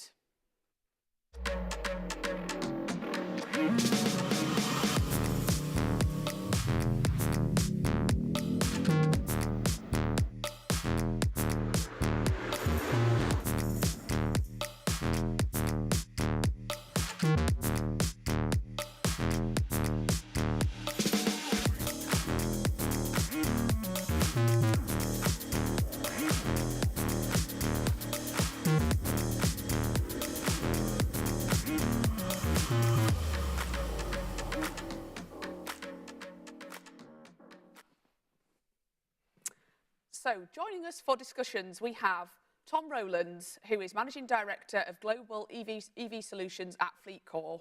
We have Ashley Tate, CEO at MENA. We have Owen Pierce, Transport Manager at Oxford City Council, and Stephen Pope, who is the Fleet Manager at Coca-Cola. So, to kick us off with some opening words, I'd like to hand over to Tom. Okay, thank you. Yeah, so I just wanted to kind of introduce the panel, and I think the wrap-up of the last keynote speech actually covered a lot of what we're going to cover on today's panel. So I'm Tom, as was said. So I'm the MD of EV Solutions for All-Star.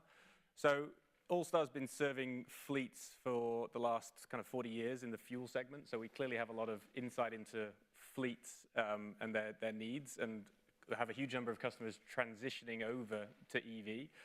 So we have quite a good insight into the challenges that they face and some of the ways that we can help overcome that.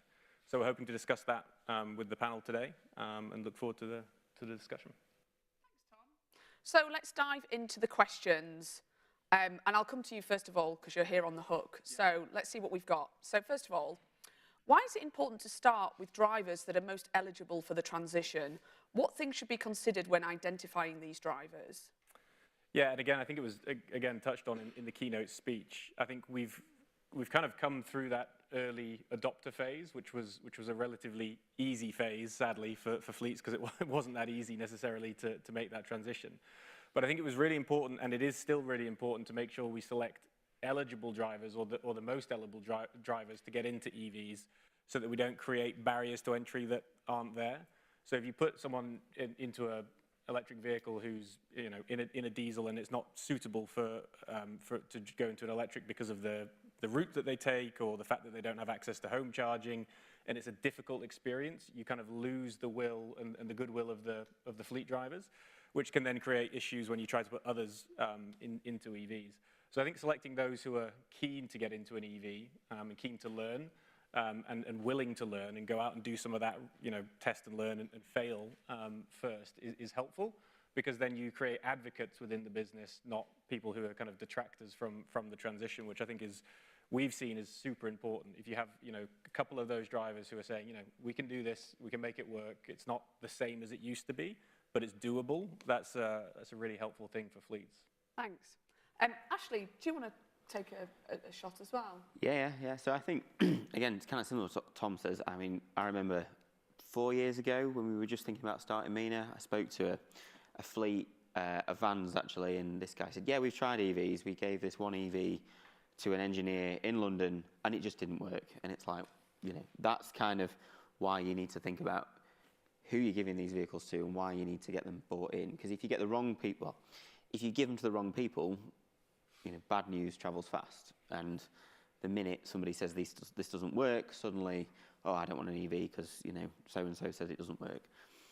On the contrary, you know, if you get them that do work, you need them advocates to say, it does work. I can get to the jobs I need to. Oh, and I don't run out of power in the middle of the M1. And, you know, oh, I don't even need to go to a petrol station anymore. It's even more convenient than diesel. So yeah, just dead important you have them advocates, and giving those vehicles to people that can make them work will build advocacy a lot quicker.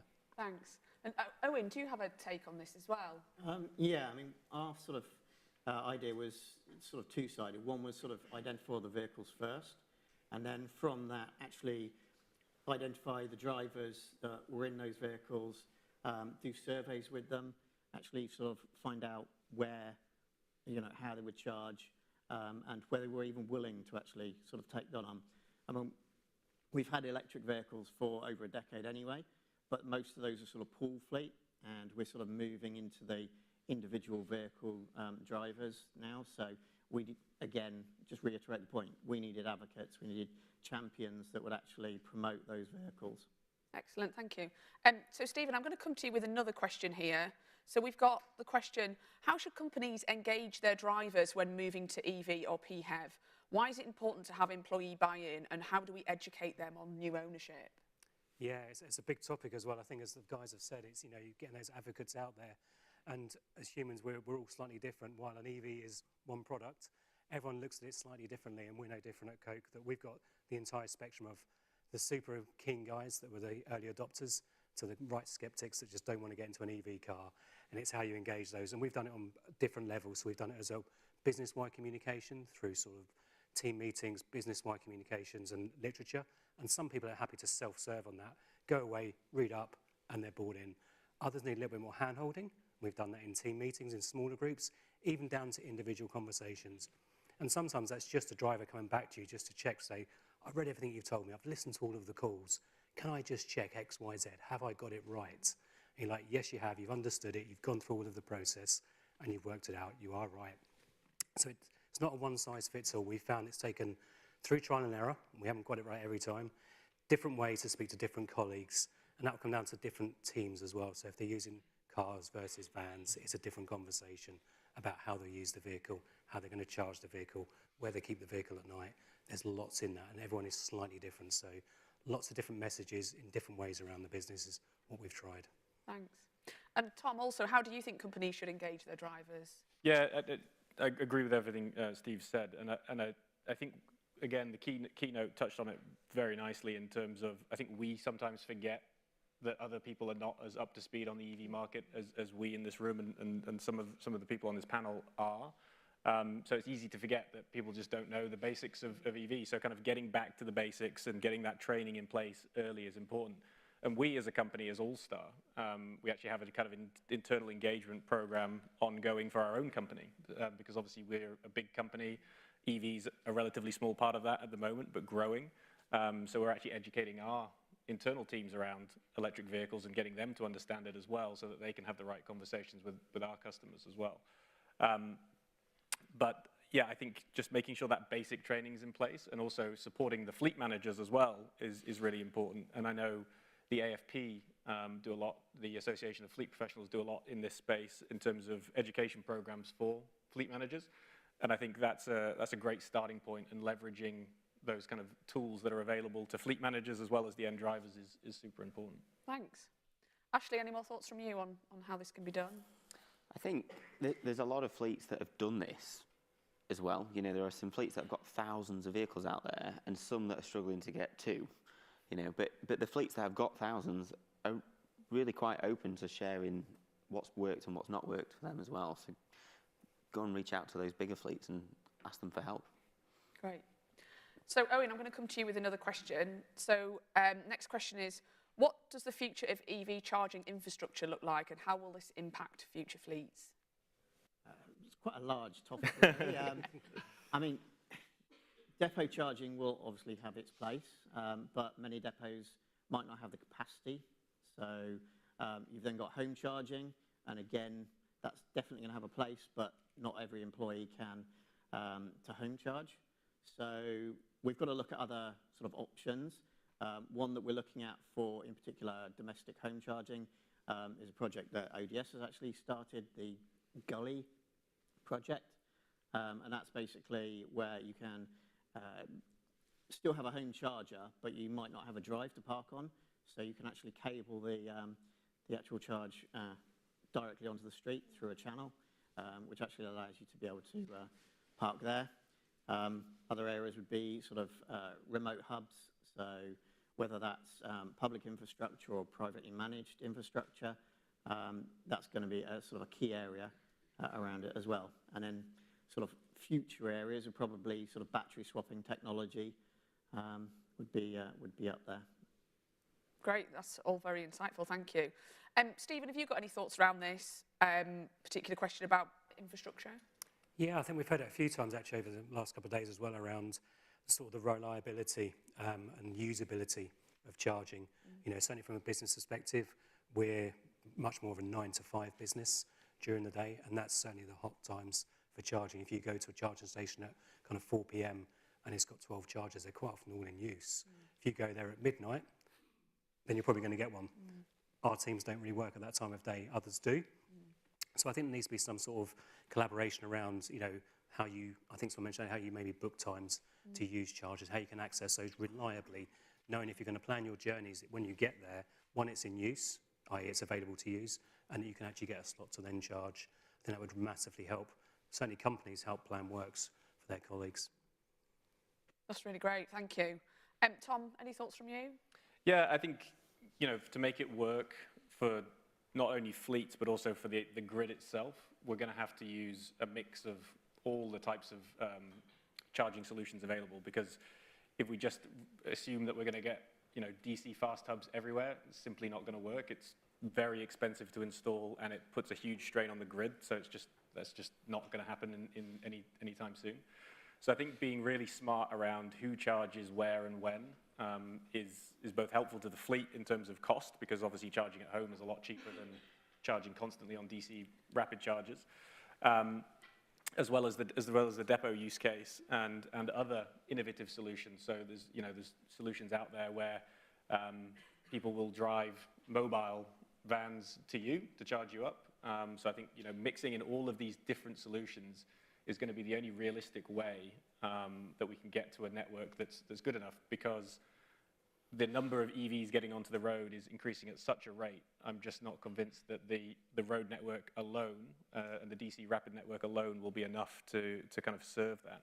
And we see it more and more. The more, you know, a year ago I used to pull into a DC rapid area knowing I would get a charge point, and Ash sent me a text the other night where he was queuing up for 20 minutes at a place where I used to know I could always go and kind of get a charge point. So the road network is massively improving, and the reliability and all those things that people have spoken about through this summit is improving, but it's not the only answer. That's for sure. Thanks. So kind of moving slightly on from that, looking at kind of home charging. The next question I'm going to ask is, what is the impact of home charging and what are the benefits? Who wants to take that? I can kick off if you like. Yeah. So I mean, MENA big advocates of home charging, I guess, you know, and it's not for everybody. Not everyone's got a drive. Not everyone can charge at home. But if you have got a drive and you can charge at home, it's cheap, it's easy, it's convenient. Like, it's easier than filling with fuel. You leave home with a full battery. And for fleets, it's super important. Like, you can't ask every single person in your fleet to charge at home because they don't have a drive. But if you factor in the downtime that, especially an operational fleet, would have to factor in to sit at a public charger, that, you know, we've got customers that have said that will rack into the millions just in downtime.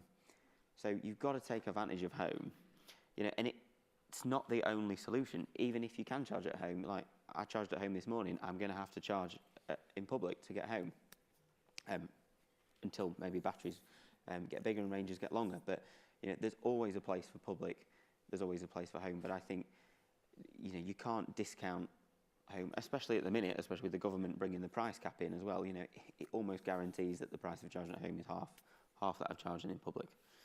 Owen, any thoughts from you? Yeah, I mean, I just sort of reiterate a lot of that. ease of use for the drivers, it gives them peace of mind.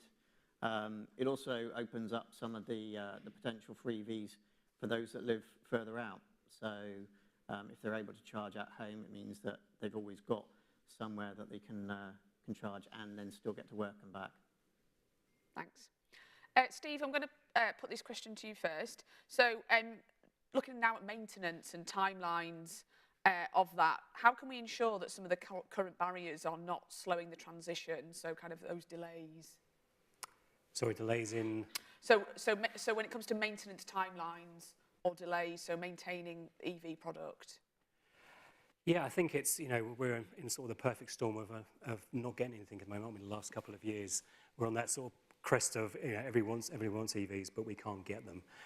That is gradually getting better. But I think there's sort of removing those barriers to entry. One is the availability of the product.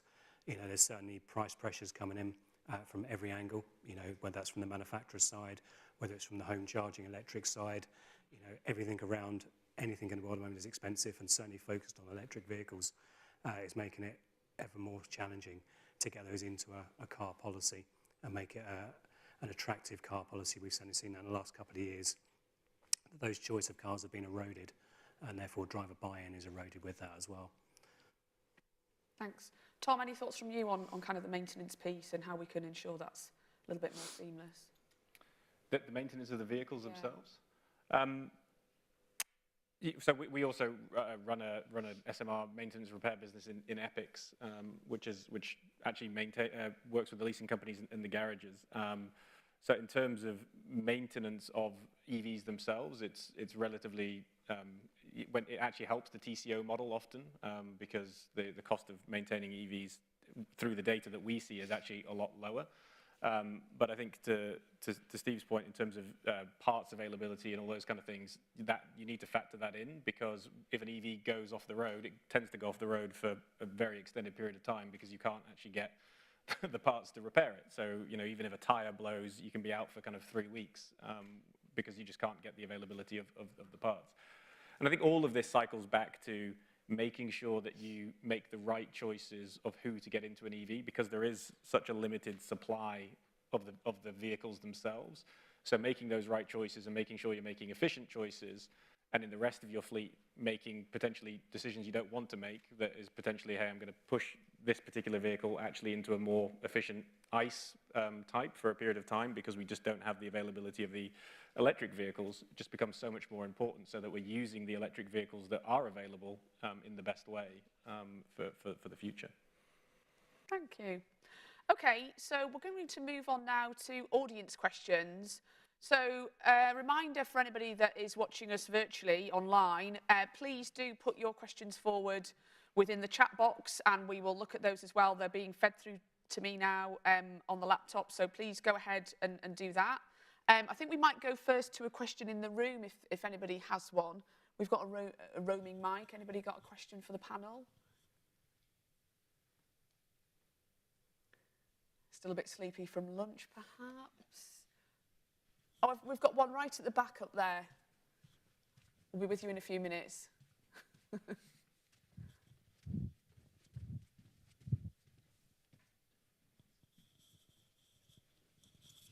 Thanks very much. It's Aid Thomas from GreenTV Media. I have a question for Coca-Cola. With your most powerful of all symbolic fleets, the Coca-Cola Christmas truck, when will we see that truck rolling out as a beautiful electric truck worldwide?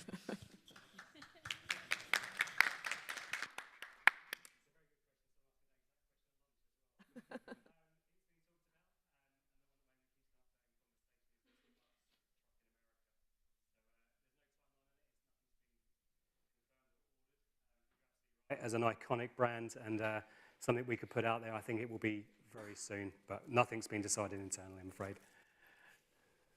Thanks. Okay, I'll go to a question from the online audience.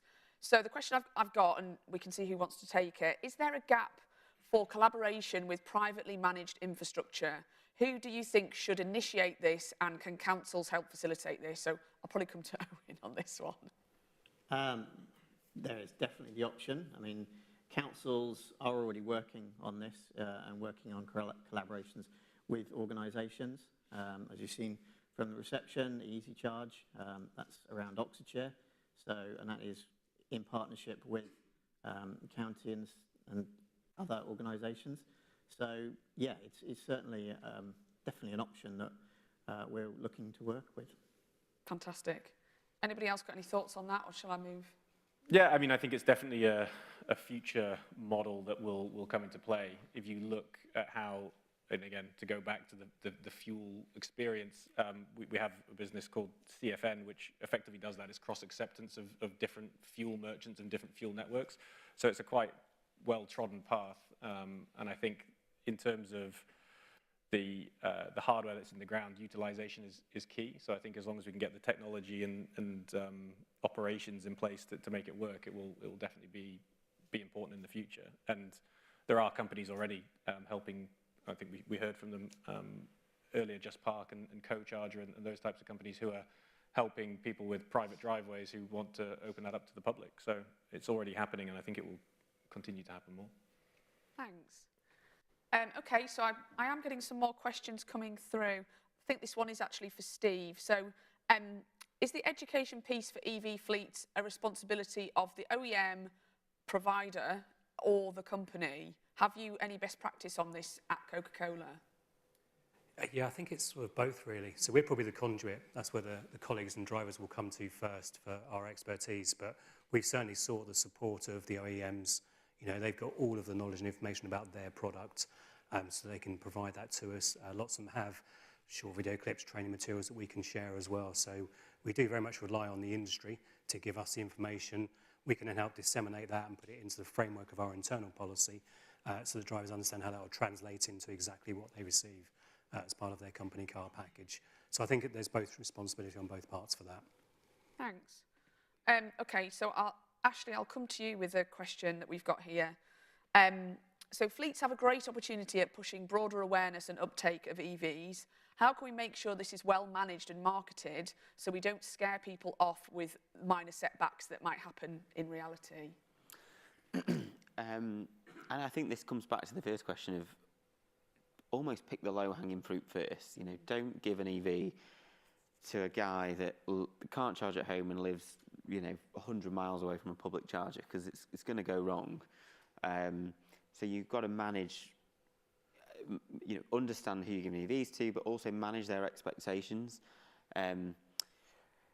We work with some like engineering fleets, and you know they've had to change their operation. They can't give an engineer a van that will do 120 miles a route of 200 miles, because clearly he's going to complain and say, well, I can't do my job. And actually, if you look at it, it's the operation that's causing him not to be able to do his job. So, and you've got to get advocacy, because the minute, going back to, again, said this, the first question, if something goes wrong, they'll shout about it, and you know the last thing you want to do is stall that adoption or end up going back to diesel. And I think one other thing that fleets often underestimate or forget is they have a huge amount of data available to them through their telematics or through, you know, their operations today and other partners and providers that they've got. And I think data is king in this situation, because actually you can dispel a lot of myths with data. And if you get someone to kind of look at the data, look at the trips that you're making, and put it into a model, often fleets are very surprised that 90–95% of their fleet is actually pretty well set to go EV. And there's other companies out there that can display to drivers just how long that they dwell for, because people always think, oh, I'm constantly driving and I'll never have time to charge. Actually, 95% of the time your car's sat there and could be charging.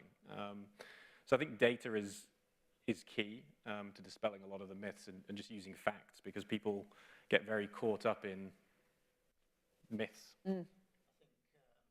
Yeah, just following on from Tom's point, I mean, sort of sort of introduction, so giving drivers an opportunity to drive electric vehicles prior to getting them, then obviously when they come in, giving them sort of full training on that, and then continuous training. So as Tom said, data, I mean, we use our telematics to improve our driver behaviours. So that's a sort of continual learning experience on any vehicle really, but in particular electric vehicles, because it's new to them. and also around how you charge them, sort of charging cycles. Don't put them on charge every sort of 10%, or we sort of like manage that. Really interesting, thank you. Okay, one that's quite topical here. Is the current cost of living crisis going to affect the transition more broadly? Are businesses looking to help subsidise this and calm any worries of increased TCO? Anybody want to take that one? Yeah, I'll take a stab at the first bit. You're right, I think any cost increase within fleet is not a good thing. But certainly sort of the cost of electricity, where before it was a very attractive piece a couple of years ago where your cost per mile was 2 or 3p maybe for some people. That's now getting very close to being parity with some of the ICE vehicles. And we've moved our policy along with that, having previously used HMRC pence mile rates, which are a very broad brush approach, and you can get some winners, some losers. We've moved more to an actual payment method where we can monitor their home charging. So drivers have sort of, where they've perhaps been hesitant, saying, well, you're only going to give me 5p or 8p as it is now. I know it's going to cost me 10, 11, 15p. Actually moving to a model where we can accurately and fairly repay what that driver's using, whether it's 15p or 5p. That has helped enormously on our side, because it's an expensive system effectively when you're doing your mileage. Drivers don't want to kind of go, I'm paying to come to work, I'm paying to work for you because you won't give me the extra amount, you know, that I'm required because the rate doesn't match. Moving to a fair and equitable way to do that has really helped our policy. Thank you. Okay, and another one here. What are the thoughts on e-Tesla trucks in the UK to help support EV fleets? Is that something to happen? Any thoughts on that? I think there's, well, you know, Tesla is a manufacturer that may be making trucks or vans. Yeah. You know, there's a shortage of electric vans generally, but the mainstream OEMs are making lots of them. You know, the Transit E. You know, and I think we've got to stop looking at things too short term. Yeah, okay, there's an issue with vehicle availability at the minute, 6 to 12 months, but let's fast forward 3 years. You know, that will naturally unblock itself, or I hope it will. You know, I think, yeah, the models are a challenge. Availability of those models, but range is getting longer. I think the other thing is maybe just going back to the cost of living thing. You know, I think there's so much that actually wins when you come to EV. You know, we've got the benefit in kind. We know what that's going to be now for the next, well, till 2028. You know, that, and leasing an EV where you do have a business with a salary sacrifice scheme can work out far cheaper than even buying a second-hand car, because, you know, second-hand, you've got tax, you've got the fuel, you've got maintenance. You know, so there's lots of benefits to going to EV if you look at the total cost of ownership over a period of time. Anything from you, Tom? On the Tesla thing, I would love to see a Tesla truck in the UK, but I think it's probably a bit further out. I think the EV infrastructure for light commercial vehicles and cars is still not there, and I certainly don't think the UK necessarily has the sort of space that the US has to build those kind of super hubs that you're going to need for electric trucks. I do run our US business as well, and I know that there are more sort of dedicated, really large truck charging hubs going in the US, which gives a bit more emphasis, I guess, for OEMs and Tesla to build these types of trucks in the US market. I still think the space challenge of the UK will make EV trucks in the UK more of a challenge. So I think there's potentially a different route for the UK in HGV. Thanks. So I think we've probably only got time for one more question. I'll put it to the room as soon as we're here, but anybody? No, I don't think so. I've got one more online. So it's kind of talking about some of the difficulties potentially in supply with OEMs providing EVs to their own workforce, which we all agree is crazy. Should we be looking at other EV fleet solutions? So as well as cars or trucks, things like bikes and scooters? Everybody, lots of nodding heads. Okay, who wants to take it? Yeah, I think so. We've looked, I mean, we do it much better in Europe, actually. So on the continent, sort of the total mobility solution, as it's called, is much more prevalent than we have in the UK. We're not quite as joined up in the UK, or the market's not quite as mature, perhaps, as the continent. But yeah, there are other, and depending on what business you run and where geographically you run that, but certainly if you're in an urban environment, London and Manchester and so on, there are other solutions out there. Now, there's some safety considerations as well. We looked at e-bikes and we've looked at other sort of forms of transport. You know, I say notoriously dangerous. They're generally more risky when you're riding something with two wheels where you're not in the cabin as such. So we've not gone down that route. But for certain business models in certain environments, I think there are other solutions outside of the normal car solution. Owen, have you got I mean, we actually operate electric bikes on fleet already, so we try all sorts. Amazing. I think it's the future. I probably shouldn't say it, but I got in trouble for using an e-scooter at work. We were not insured, as I found out when I tried to put my expense claim in.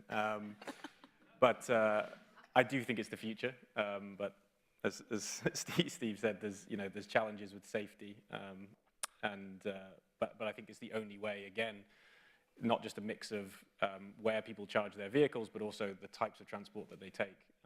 So that total mobility solution, and I think a fleet manager's role is changing to be kind of more of a mobility manager than a fleet manager. Thank you. Great way to end there. Thank you everyone for a great discussion. Transitioning fleets is a fundamental part in accelerating not just adoption, but also the education pieces. So thanks to you all again.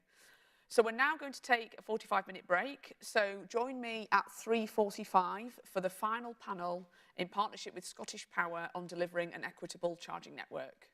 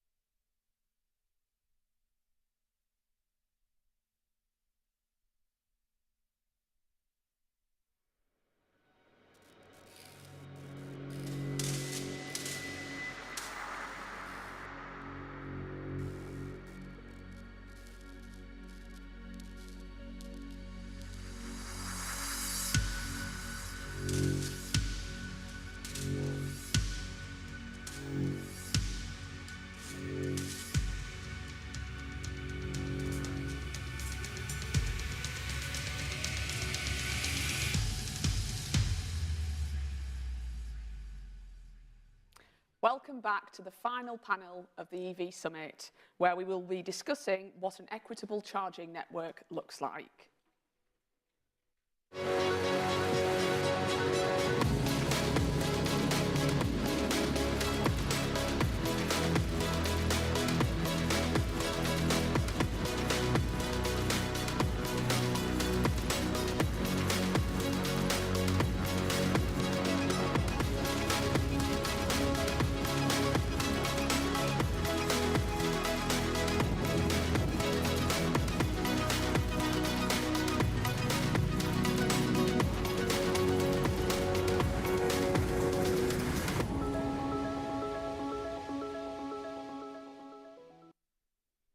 And on the panel we have Andrew Moat, Head of Smart Mobility at Scottish Power.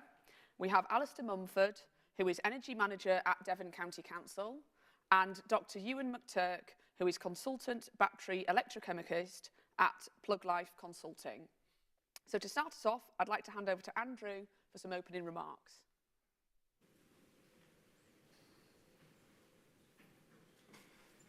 Yeah, thank you. Afternoon, everyone. So we're nearing the end of this 2022 EV Summit. I think you'd struggle to find anyone who didn't think it was a really informative and engaging event, full of interesting, knowledgeable people, and I'll try to live up to that standard. One of the many risks of being the last speaker of any event is that much of the material has already been covered, so I've had to change my chat a few times already. However, I think there's still a case for a number of questions to be asked. One of my favorite things about EVs is that it's a truly democratizing technology. So if you want to charge your vehicle at home, fine, you can do that. If you want to provide charging for your staff, go for it. And if you want to decouple your fleet from the oil industry, fine, you can do that too. Never before have we had so much control over our transport energy. But these choices are not available to everyone. We're in a moment of social and economic revolution, an extent of which you probably won't realize for some years to come. And this is a once-in-a-lifetime opportunity for us to influence how our society travels and who we rely upon to do so. So that means we have an opportunity and an obligation to change the current model for the better for all of society. And the wholesale shift to EVs may seem like an intimidating task, but I would argue it's the bare minimum we should be doing. Replacing every vehicle, every ICE vehicle, with an EV shouldn't be our objective, and it's a really inefficient way of meeting our climate change targets. We can meet those targets with less vehicles better utilized. It's also a very expensive and resource-intensive way of doing things. And I would argue it's a massive missed opportunity. And given that climate change is a result of our collective activity, and even in a small part, we all have the responsibility to address and redress that. So I sometimes use the analogy of Wi-Fi when I'm trying to explain EV charging to people, about how 20 years ago, very few businesses offered you Wi-Fi, and how they became a destination for consumers. And gradually, more and more businesses added that. You can now check your social media app of choice wherever you are. In a similar way, drivers are going to shift from this gorging method of consumption of fuel when you go and you fill your vehicle from empty to full with petrol or diesel, but rather they'll seek grazes of charging, opportunistically taking charges as and when they are, when they're going shopping or going to the gym or whatever it may be. And that only works, and consumers will only have confidence in that strategy when we have more chargers than we currently have. So it's good to hear Fiona from Octopus, for example, saying, advocating more slower charging, for example, and we tend to agree. As a slight aside, I think we need to stop talking about charging as a standalone activity. Something that we all have to remember to do as part of our busy lives. I think it has to be something that we do as part of other activities, when we're shopping or whatever it might be. Because sometimes when something seems like a big deal, it's just another barrier to changing. Hence, any organization who's encouraging you to travel and park, be it leisure, retail, or your workplace, should be providing a charging amenity, I believe. So the average domestic vehicle is only used for about 9 hours a week. That's 0.5% of its life. And similarly, there'll be vehicles sitting in depots and in commercial properties, not particularly heavily utilized. So there are opportunities for you to share those vehicles, either with friends or neighbors, or perhaps even with your staff or members of the public when not in use for operational needs. Similarly, you'll have chargers that are very infrequently used, be it at home or again in your work premises, that are very infrequently used. And again, you could open them up to neighbors or other local businesses who maybe don't have that facility. Now, the likely initial response to that, I appreciate from many, will be no way, too much liability, too much risk. But politely remind everyone that we are in a climate emergency and a financial crisis, just to make it interesting. And the existing operating models simply won't work, and they won't work fast enough. Plus, these things are already being done. Your competitors and others in your industry are considering them or doing them. And we've already heard from Just Park, for example, or one of many such organizations offering these types of technologies. So if you're not considering them, you're perhaps missing an opportunity again. Sweat those assets, generate a revenue, offset the cost of the transition for you, and provide an amenity for others at the same time. Continuing the theme of responsibility, for CPOs like ourselves, installing chargers is one thing, but installing good quality, well-distributed, reliable chargers in useful locations is another thing altogether, and that's our responsibility, among other things. And then local and national governments have a role to play in this, of course. We've already talked about the 20% VAT application for public charging and the inherent discriminatory nature of that. So there's a role for them, as always. The Office of National Statistics suggests 41% of people are ready to transition to EVs by 2025.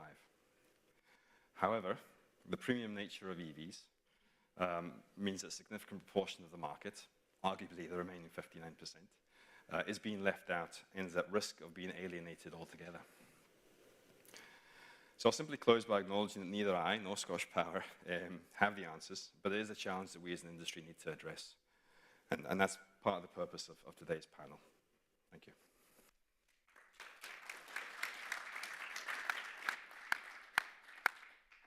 Thanks very much. So I'll just start with a reminder about questions for the panel. So if anybody is online and they have questions for the panel, please put the questions into the chat box. We'll take a look at those and they get fed through to me here on stage. And anybody in the room, get your thinking caps on. We'll keep the energy up for this final session. So think about some questions that you might want to be asking as well.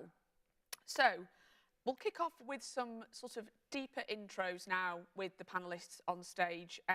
If each of you could perhaps give us a little bit of detail about your backgrounds and some of the great work that you're doing in the EV space. And I'll come back to you first on that, Andrew, please. Sure. So Andy Mount, Head of Smart Mobility at Scottish Power.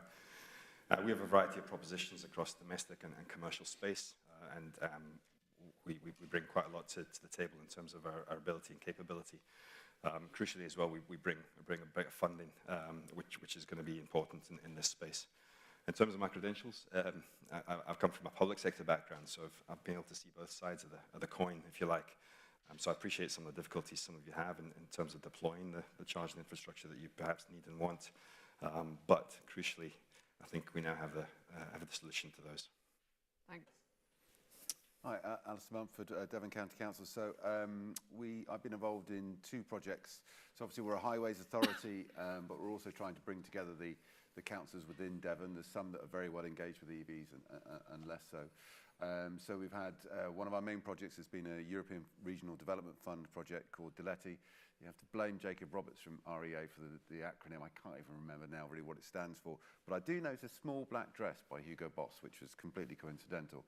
But that's had 2 phases of charge point rollout in car parks. First phase has been delivered by Scottish Power, and the second phase through Gamma Energy, through a concessions agreement. And then we've also been involved in a project to test and try and deploy on-street charging in Exeter and hopefully a bit wider. That's the Rapid Charging Devon project with Gamma Energy currently. So hopefully, yes, we're just trying to develop infrastructure within the area. And we've also got our strategy out at the moment for public consultation.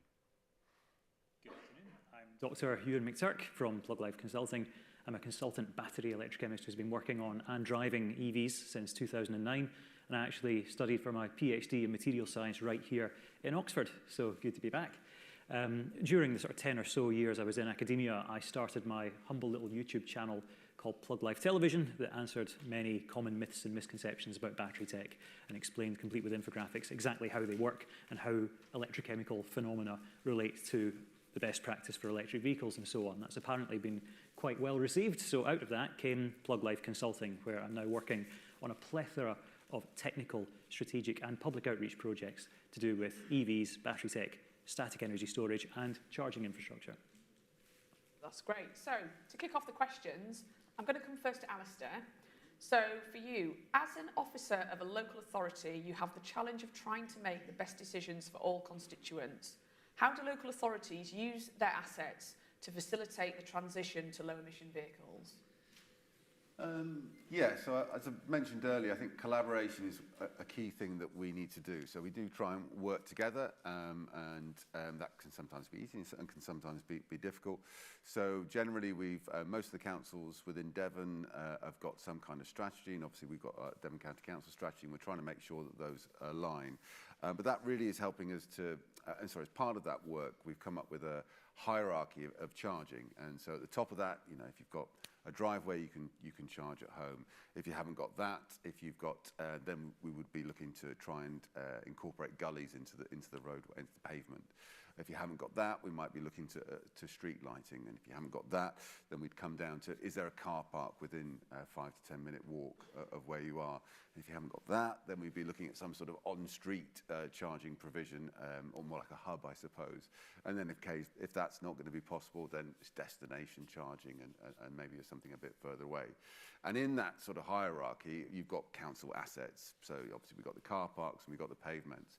And that's what we're trying to do, is sort of make sure we can put those or leverage those to help with deploying EV infrastructure. So we're looking at our land to try and see where we can make opportunities for people. And of course, car parks is the easiest bit. But, rapid charging hubs, as a highways authority, we'll have bits of land around some important road junctions and things like that. So, how can we get people doing that?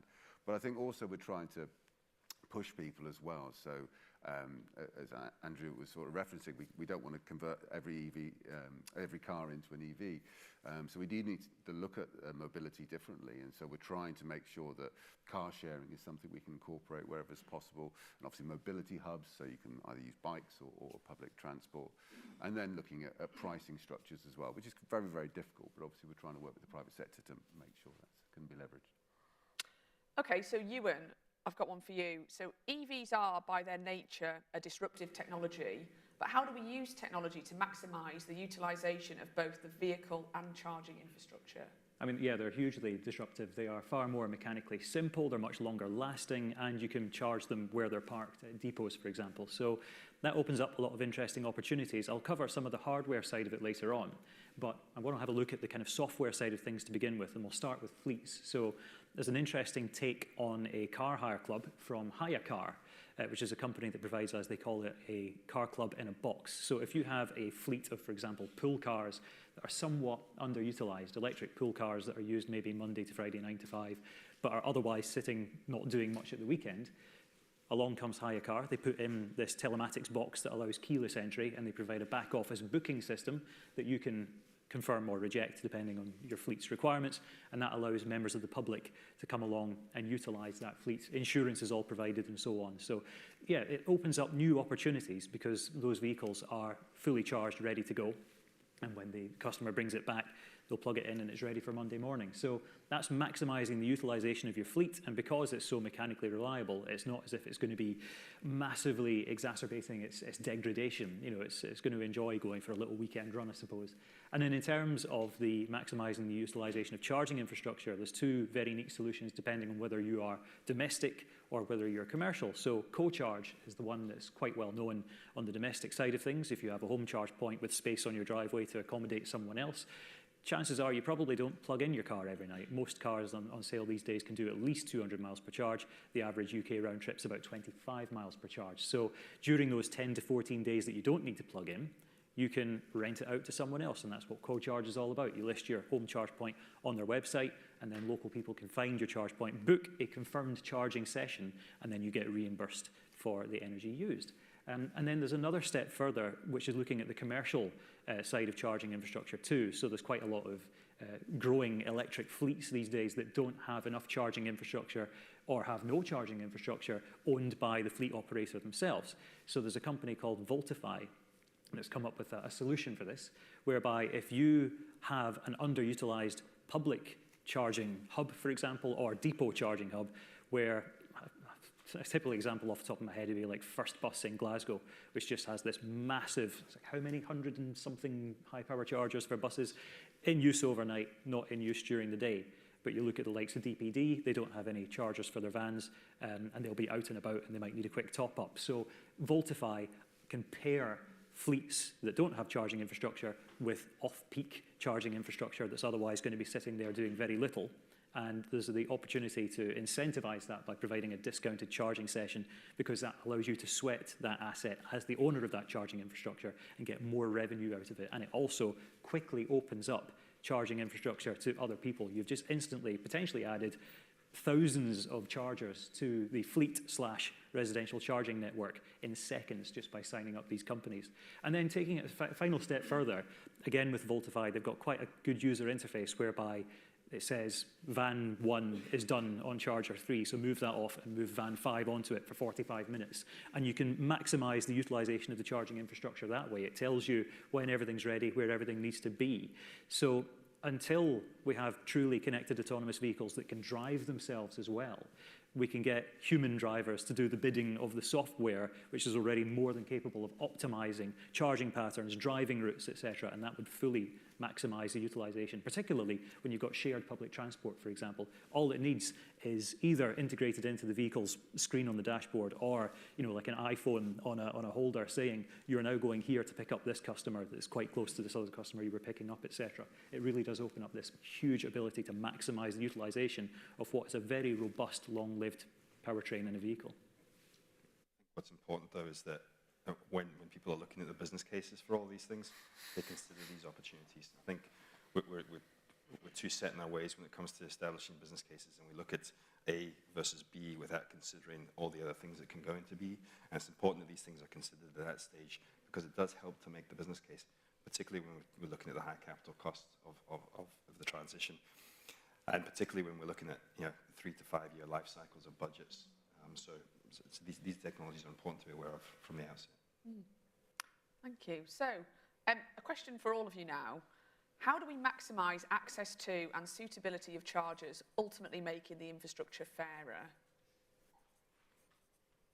There's, again, like some incredible opportunities there. I said I would come back to the hardware side of things. Gully's had quite a few mentions today for people who don't have driveways, and it allows them to charge outside their house. There's another solution, which is the Nodem charge bridge, I should say, which looks like a sort of Victorian-era downpipe on the front of your house, but it actually extends a cable up nice and high across the pavement and drops it at the car. That also, as does Gully to an extent, could provide opportunities for bidirectional charging, in other words, vehicle to house, vehicle to home later on, when that technology catches up and it's not just CHAdeMO that can do it. But if anyone's interested in Nodem, incidentally, I've just spied Ben McDonald, if you raise your hand there, sitting at the front. So if you want to speak to him, if you're a local authority, that's your man. It's quite an innovative solution that he's got there. And then, of course, there's the public charging infrastructure, high-power charging infrastructure side of it too, because one thing that I've seen done fairly commonly up until recently was you'd have a row of 50 kilowatt rapid chargers which is okay, but with cars now typically able to do 100 plus kilowatts, you're only going to get 50 kilowatts out of that. So if you have a site with a comparatively limited grid supply, there's a way that you can charge cars even faster by pooling and sharing the power modules between those chargers. So I think probably the market leader on that is the Kempower S series. So it's a series of dispensers that all share power modules, which are 25 kilowatt segments. So that same site where it was 6 50 kilowatt rapid chargers, 300 kilowatts maximum, you could have one car charging at 300 kilowatts, 3 charging at 100, 1 at 200, 1 at 75, 1 at 25. You get the idea, and it swaps power modules on the fly. So if you don't have access to fast enough charging at your home or your depot, this will allow you to maximize the charging speed and get back on the road ASAP. And it also means that you're never stuck on the broken charger or the slow charger, because they can all be as fast as the site will allow them to be. And if there's a power module that's failed, it can just be well, it just doesn't get assigned. It's not like you're stuck on one that's now operating at half power because one of its 2 power modules is broken. And a final point in terms of making charging infrastructure as accessible as possible. It's all well and good having this amazing charging infrastructure until someone comes along with a petrol or diesel car and ices it, internal combustion engine parked in that parking bay. So hot off the press, one of the latest projects I've got is I'm developing an anti-icing solution called Charge Saint. So where you may have a traffic warden who could come along and penalise the offending motorist. They're not going to be there all the time. ANPR cameras are great for charging hubs, but if you've got an individual charge point out in the Highlands, for example, you're never going to have an expensive ANPR camera. This allows anyone with a smartphone to be able to follow the instructions, capture the evidence that's then uploaded to the cloud, verified, sent to the owner of the charging infrastructure, who can then penalise the offending motorist accordingly. So we're trying to make sure that everyone can get an access to a charge when they need it. Interesting, very interesting. Alistair, anything from you on that? Yeah, it's mainly asked, I suppose, of the sector. So one of the things we are able to do with Rapid Charging Devon, the on-street, is to, well, we've asked the charge point operator, the CPO, to make sure there's a discounted rate for local residents, so they can start to see some added value from obviously having infrastructure on their streets and taking up space. But during that project, you know, we did some sessions with people in wheelchairs or with mobility issues, and it quickly became clear that having, you know, a car on a different level to a charge point, or even just the charge point itself, it's just impossible for them to use and to use it safely, really. So it's going to be difficult in that area. So we definitely need more innovation within the charge point manufacturing and design sector, and getting charge points that can be used by all. Maybe that is going to only happen when we get automated charging or even wireless charging. But there's definitely a load more work to do, and obviously councils are keen. They've got to speak up for those people who aren't going to be able to use these charge points. And I suppose one of the other things as well that for me is the number of old charge points we've now, you know, we've got all these lovely, some of them here obviously today, and we've got a lot of old, very bad charge points out there. And I find them hard to use, and I'm sure a lot of people do. And how are we going to get that churn? How are we going to get them improved? So, yeah, unfortunately, it's more sort of asks than solutions, really. But there's a lot more work to be done. That's a really interesting one, because the hard work is done in terms of the infrastructure. Yes. You're replacing the hardware is actually arguably the easy part. Yeah. So you by virtue of doing all that hard work up front, you've made it easier to replace in the long run. I'm a very simple man, and so I like simple solutions. So there are things you can do that don't rely on technology, don't require the cost and the maintenance of that hardware or software. And one of the key things for me is just about educating people, making sure that people understand the etiquette of using charging infrastructure. You know, sitting on a rapid unit for 7 hours while you go to work isn't going to work in the long term. So there's a real onus on the industry as a whole to continue to try and educate users in this. Well, there's a new technology for a lot of people. It's still a car, yes, but it's a car that's used in a different way from what they're used to. So that education piece for me is a very simple, relatively cheap, not easy, I'm not going to suggest, but it is something we have to do. I just challenge that slightly as well, because, you know, I live down in Devon, in Exeter, so near the M5 services. There's a grid serve situation, charge points there, which are very good. So we now have a situation where people will be parking, charging, so they're having a coffee, but they're charging. And so we have queuing, and we see this at all sort of those larger hubs. There's no design for that queuing. It's chaotic, and it's dangerous, but we're putting in more and more installations like that. Yeah, but definitely, you're right, education, it needs to work. I've actually seen a solution in the Netherlands where there's a large charging hub. Is that a person with a stick? No. So you basically turn up at the entrance to the charging hub, and it's almost like a big post office or a TK Maxx checkout, and it says charger number 4, please, and you go to that one. Yeah, and it's all like you can't miss it. It's huge. You know exactly which one you're going to, and that avoids the queuing chaos. Yeah, I think it's just the retrofitting, isn't it, into existing car parks, which maybe haven't even got that functionality, but we can get there. Definitely. Yeah, and in theory, it's doable with a touchscreen. It could be a completely separate system. Yeah, a lot of back offices now come with the booking functionality. That there are issues in terms of icing and things, and that's not capable of addressing that. But if you book a unit, you know you're going to be there from X time to Y time, and you booked it, and that charger therefore is no longer available to anyone else, even if they park there.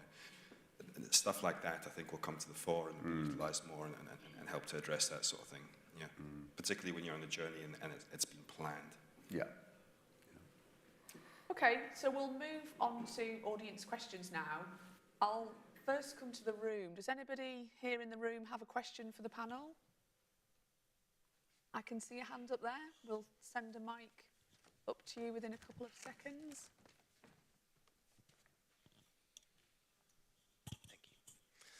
Good afternoon. It's Neil Riddle from Power EV Charge Cards. Government has been pushing quite hard for more equitable charging networks.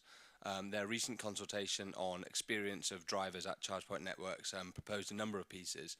The piece I'm really interested in is obviously reliability, which would be interesting to hear from the panel about, but also the requirement for all public charge point operators to provide in real time a no terms and conditions access to availability data. So that means that all of your commercial information on utilization of your network is publicly available. Could I get comments on how you feel that might work and what people might be thinking about that currently? On you go. I don't really think anybody knows what that means yet. It's part of the issue. And of course, it's going to be really difficult to do in real time, virtually impossible, I would argue. So I'm going to slightly bow out of that answer in that I think we'll just have to wait and see. But thanks for that, Neil. I appreciate the question. If we're looking at the availability of like reliability data, there are some chargers that are so advanced that they can actually predict when they're about to fail because they've realized that power modules are getting too hot. And there's others where the operators only find out that they're broken when a customer phones up and says, this charger's not working, by the way. So that's going to cause a major issue. There's legacy hardware and some not even that legacy hardware where that automatic availability data really does need improvement. I think part of that's a legacy hardware thing, part of it's a back office thing. But yeah, there's some people who've definitely got some work to do. But in terms of the government wanting an equitable charging network, you've raised a very good point because people who can charge at home only pay 5% VAT and they can get access to off-peak electricity and they can charge off of their home solar panels. But people who cannot charge at home are often reliant on public charging networks unless they have a gully, unless they have a NODEM charge bridge or something similar that allows them to use their home electricity supply. Trojan Energy does something similar as well. But if you are reliant on the public charging network, the cost of electricity for that is artificially expensive, not just because of the cost of VAT on public charging, but because the wholesale cost of electricity is artificially expensive right now. The way that the wholesale electricity market works is the most expensive generator, when they bid in for every half an hour's worth of supply, sets the price that's paid to everyone else. That worked perfectly until gas prices went doolally. So if you were to separate the price of gas from the price of electricity, pay it whatever it needs to stay alive, and then have the next most expensive generator paying the, basically setting the price that everyone else is paid, say nuclear, then you'd instantly reduce electricity prices for homes and for businesses and for public charging by probably about a third.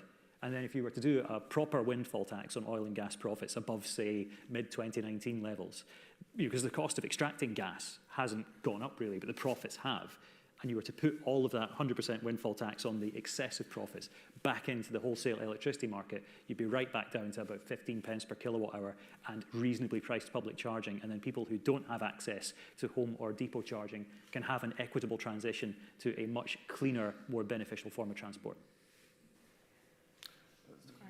The only thing to add briefly is I'm pretty sure in the concessions agreement, well, you've definitely got to give us utilisation data. And as we're a local authority, public sector, anybody could do an FOI. So, but I'd like to think that we could try and make that data public. And we do have a big data initiative, I think all local authorities have. So yeah, I'd hope that in Devon at least we can give you data, but obviously that'd be historic data, not real time. The key is you give your customers access to their own portfolio of information. That's going to be a major thing, and not everyone does that. Not everyone's capable of doing that. So I guess that would arguably give real time, but wouldn't necessarily give it to the end user or the user at the charge point at the time. So it's maybe a distinction about who the user is and also what they actually mean by utilization data. Yeah, we'll see, I guess. We are sadly at the end of our time. I know I could definitely listen to you three all speaking for much longer. So yeah, thank you very, very much to all of our speakers for that brilliant insight and knowledge in the area.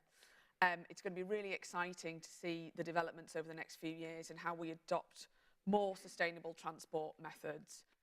Now, as we come to a close, I'd like to thank everyone for their engagement at the summit. It's been great to see so many key players under the same roof collaborating on solutions. I'll now ask our panel speakers to leave the stage, and I will welcome Ian Plummer, who is the Commercial Director at Auto Trader, for our closing keynote.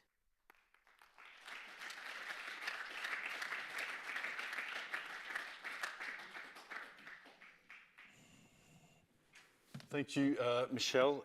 I'm conscious that I'm between you and getting in cars or maybe trains and getting home.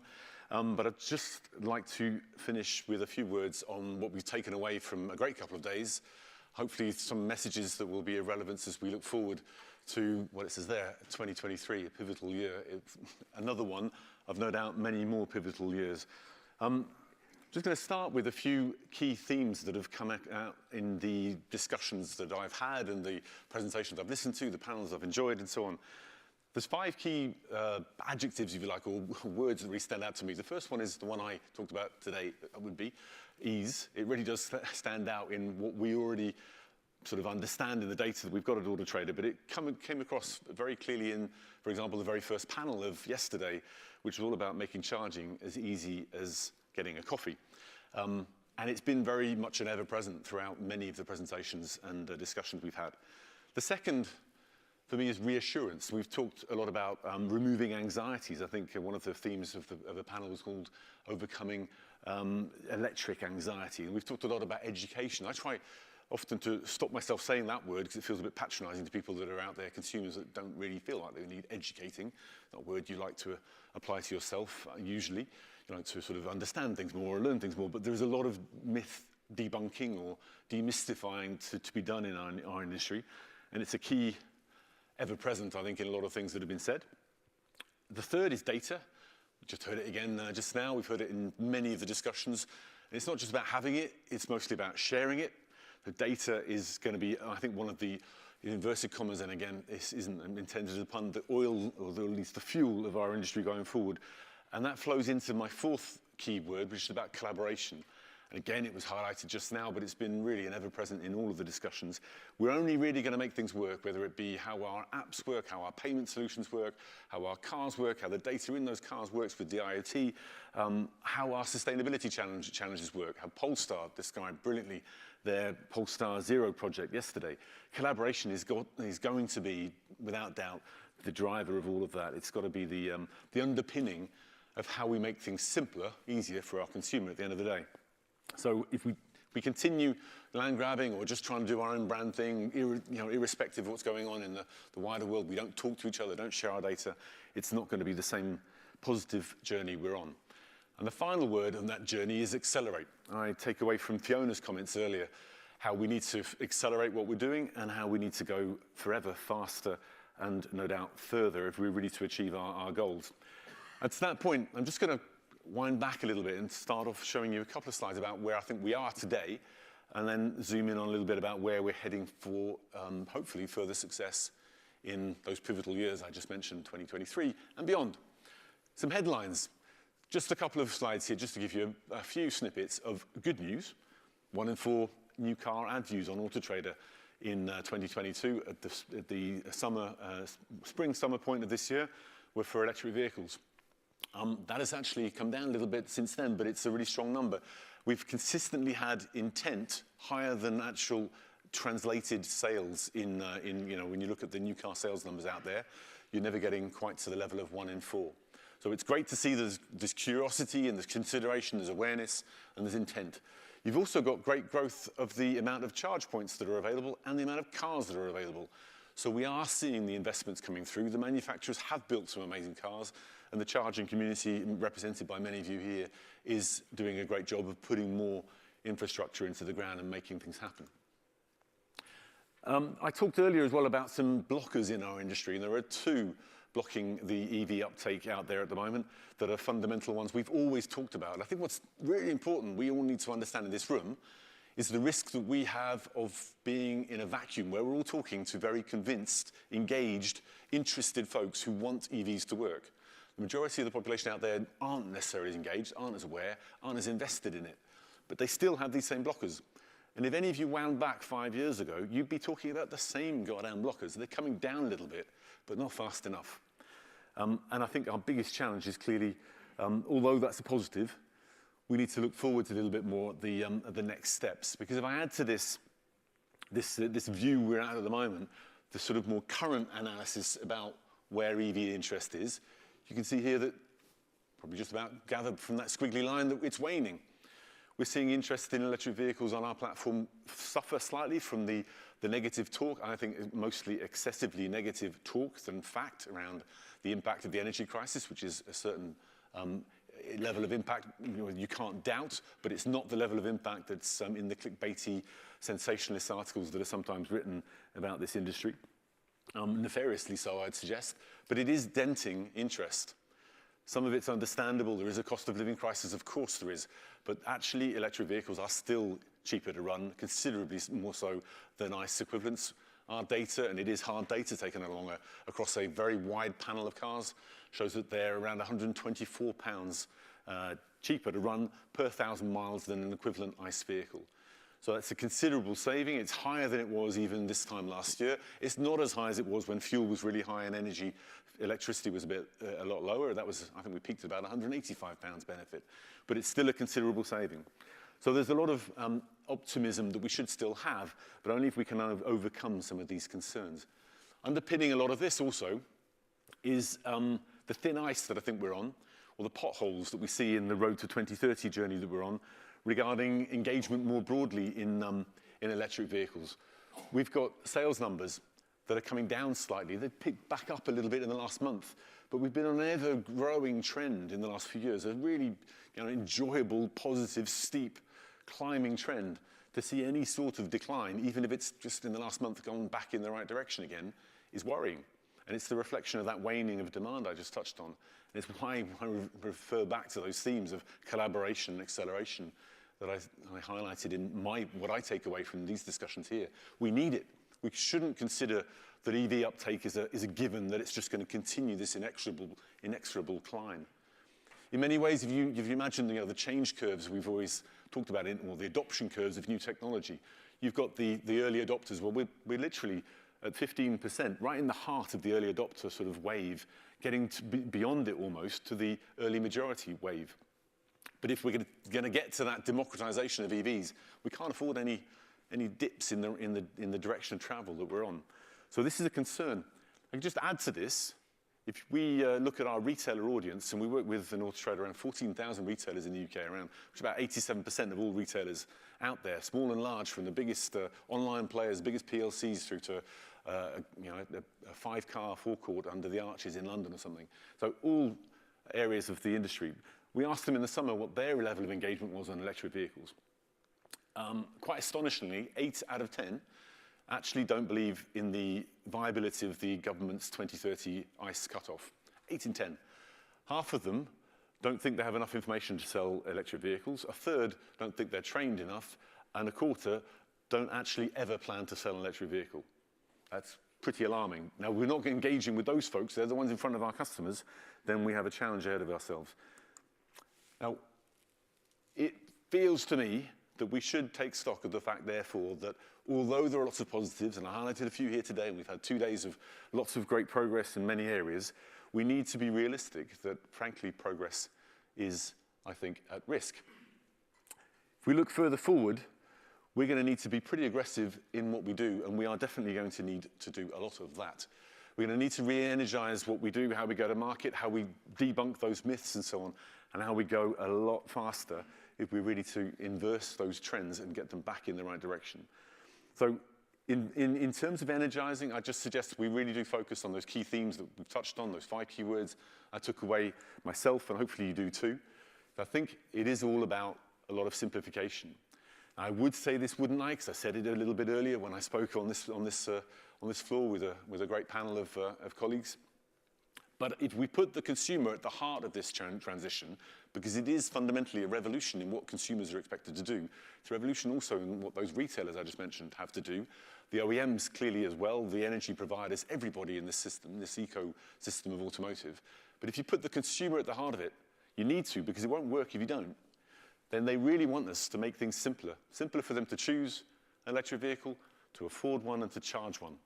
You can't do those things as a user, apart from those people in the early adopter sort of category. If you really want to democratize things, we need to do what I've just put on the chart here. We're trying to do our bit. We've got an example there you can't read, I'm sure, in any detail about simplifying the jargon of electric vehicles, making comparison of charging speeds and ranges and so on easier to do. I think fundamentally there's a lot more that we at Auto Trader take our own responsibility very seriously in regards to this, in terms of what we can do to help comparison, help choice, and help people make this buying decision more simply. Fundamentally, I think if you look at the cost of an affordability question, it's in here as well. We can see to start with that the cars are still a third more expensive. And again, we were on a trend like this, and it's plateaued in the last year. It's plateaued at the same time as new cars are now 20% more expensive than they were pre-pandemic. Used cars are 47% more expensive than they were pre-pandemic. We've had inflation, we know that. So not only is the gap got closer, it's plateaued, as I said, at 36%. All cars have got more expensive. So we're really going to struggle to democratize things if we don't deal with that, and if we don't tackle the growing lack of affordability in electric vehicles, and the fact that choice of more affordable cars is vital. You need an affordable used electric vehicle option, and you need also more than the 17 sub £30,000 electric vehicles that are on the market today, that compare to almost 10 times the amount of sub £30,000 ICE vehicles on the market today. You're not going to get democratization if you can't tap into those sort of city car segments, affordable under £30,000 car segments that are the lifeblood of the industry. And we need to provide data. This is an example of what we're trying to do, to provide data to feed into the energy market, to enable the intenders out there to find an available charging station that's provided by investors that find a suitable place for their money in the most logical geographic location, with hotspot sort of targeting that you can see on the chart here. I'm going to finish with just a last word to, first of all, thank most sincerely AID in particular, and the whole of the GreenTV team. I think have done an amazing job here today. Hopefully you'll be back here in a year's time, and we'll all be talking about how we have made things easier for people to choose to charge and to afford their electric vehicle. And I'd like to say in 3 years' time, 5 years' time, maybe no longer than that, we're not talking about electric vehicle summits, we're talking about vehicle summits, because the E just needs to disappear and they need to become ubiquitous. And the thing that is cool, like Polestar said yesterday, EVs are premium, but EVs are cool, EVs need to be everywhere. And hopefully we'll all be celebrating that next year. Once again, thank you, AID, thank you, GreenTV, and thank you all for your time today.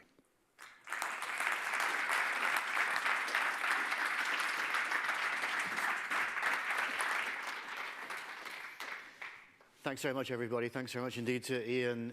In the time-honoured fashion, just a few wrapping up thank yous from me. So thanks most of all to GreenTV Media and the excellent production team. Thanks, of course, to our sponsors, all the panel sponsors that you've witnessed over the last couple of days. Thanks very much indeed to you, the delegates, and particularly you in the room now, the A-list delegates who've stuck out to the end on a tricky day of train strikes. Of course, thanks to our outgoing headline partner, Visa.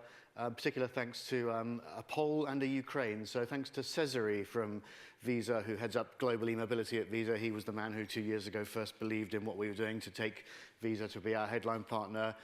Thanks to a Ukrainian, Max Reznichenko, coming all the way from Ukraine, slightly braver than people coming here today, bravering a few train strikes. So big round of applause to Max, I think, as he had yesterday.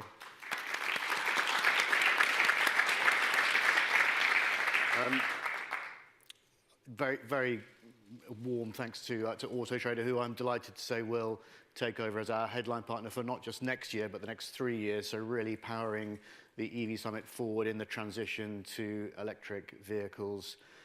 To Ewan's point, I'm so sophisticated I can feel when I'm going to fail. That will be at about 6 o'clock after the networking drinks, kindly supported by Electrics in the partner pavilion. So I'll just finish off by saying let's all go and have a drink, do a final bit of networking on at the behest of Electrics in the pavilion. So thanks very much indeed to everybody for this, the 2023 EV Summit. There's now play out a short video. Thank you very much.